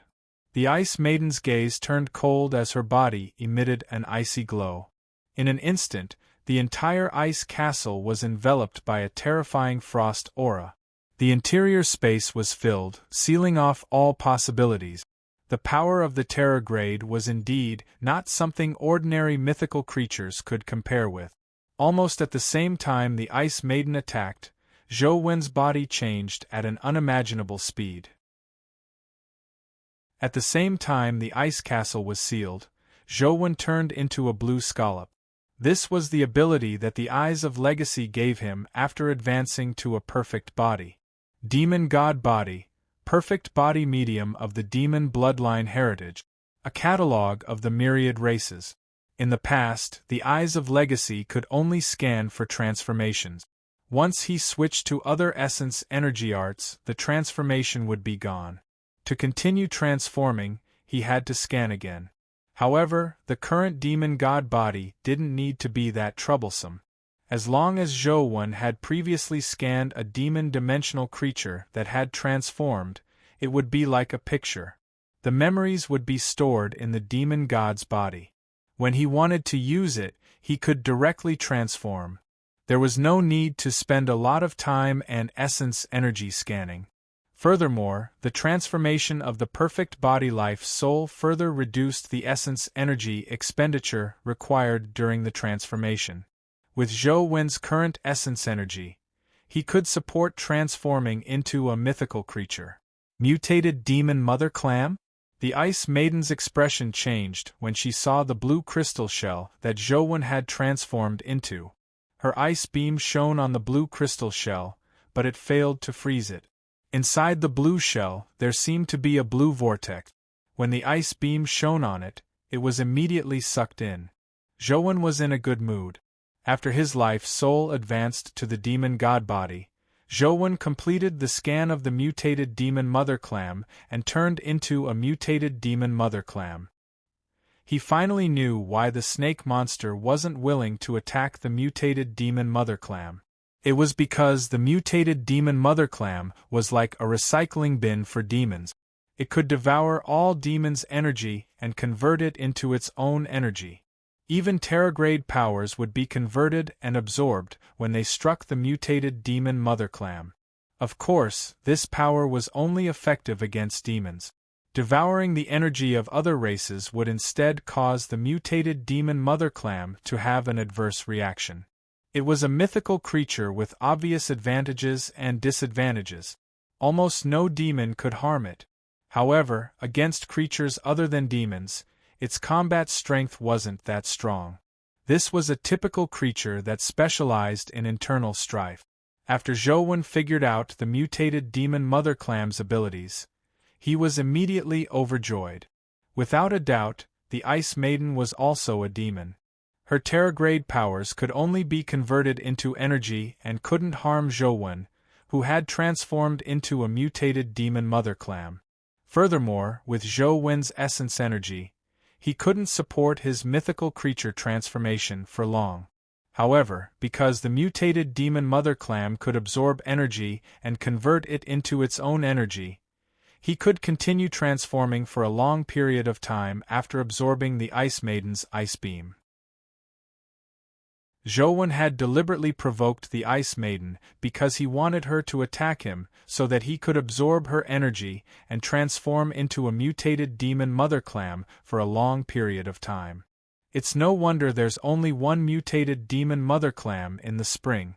This thing should be a unique mythical creature, Zhou thought. The Ice Maiden clearly knew the mutated demon mother clam's abilities as she looked at Zhou in surprise. The Ice Maiden didn't think much of Zhou ability to transform into low-level demon creatures. Among the demons, there were many creatures that were good at transformation. However, Zhou was at the epic stage, yet he could transform into a creature like the mutated demon mother clam. Furthermore, he had the same abilities as the mutated demon mother clam. This was unbelievable. This was because most transformations only changed one's body shape and couldn't truly transform into such a creature.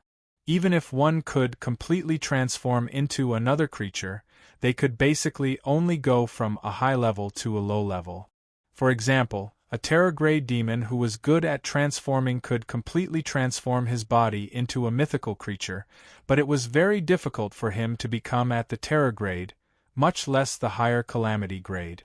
This was because the level of energy was destined to be impossible to transform from a low level to a high level. However, this wasn't absolute.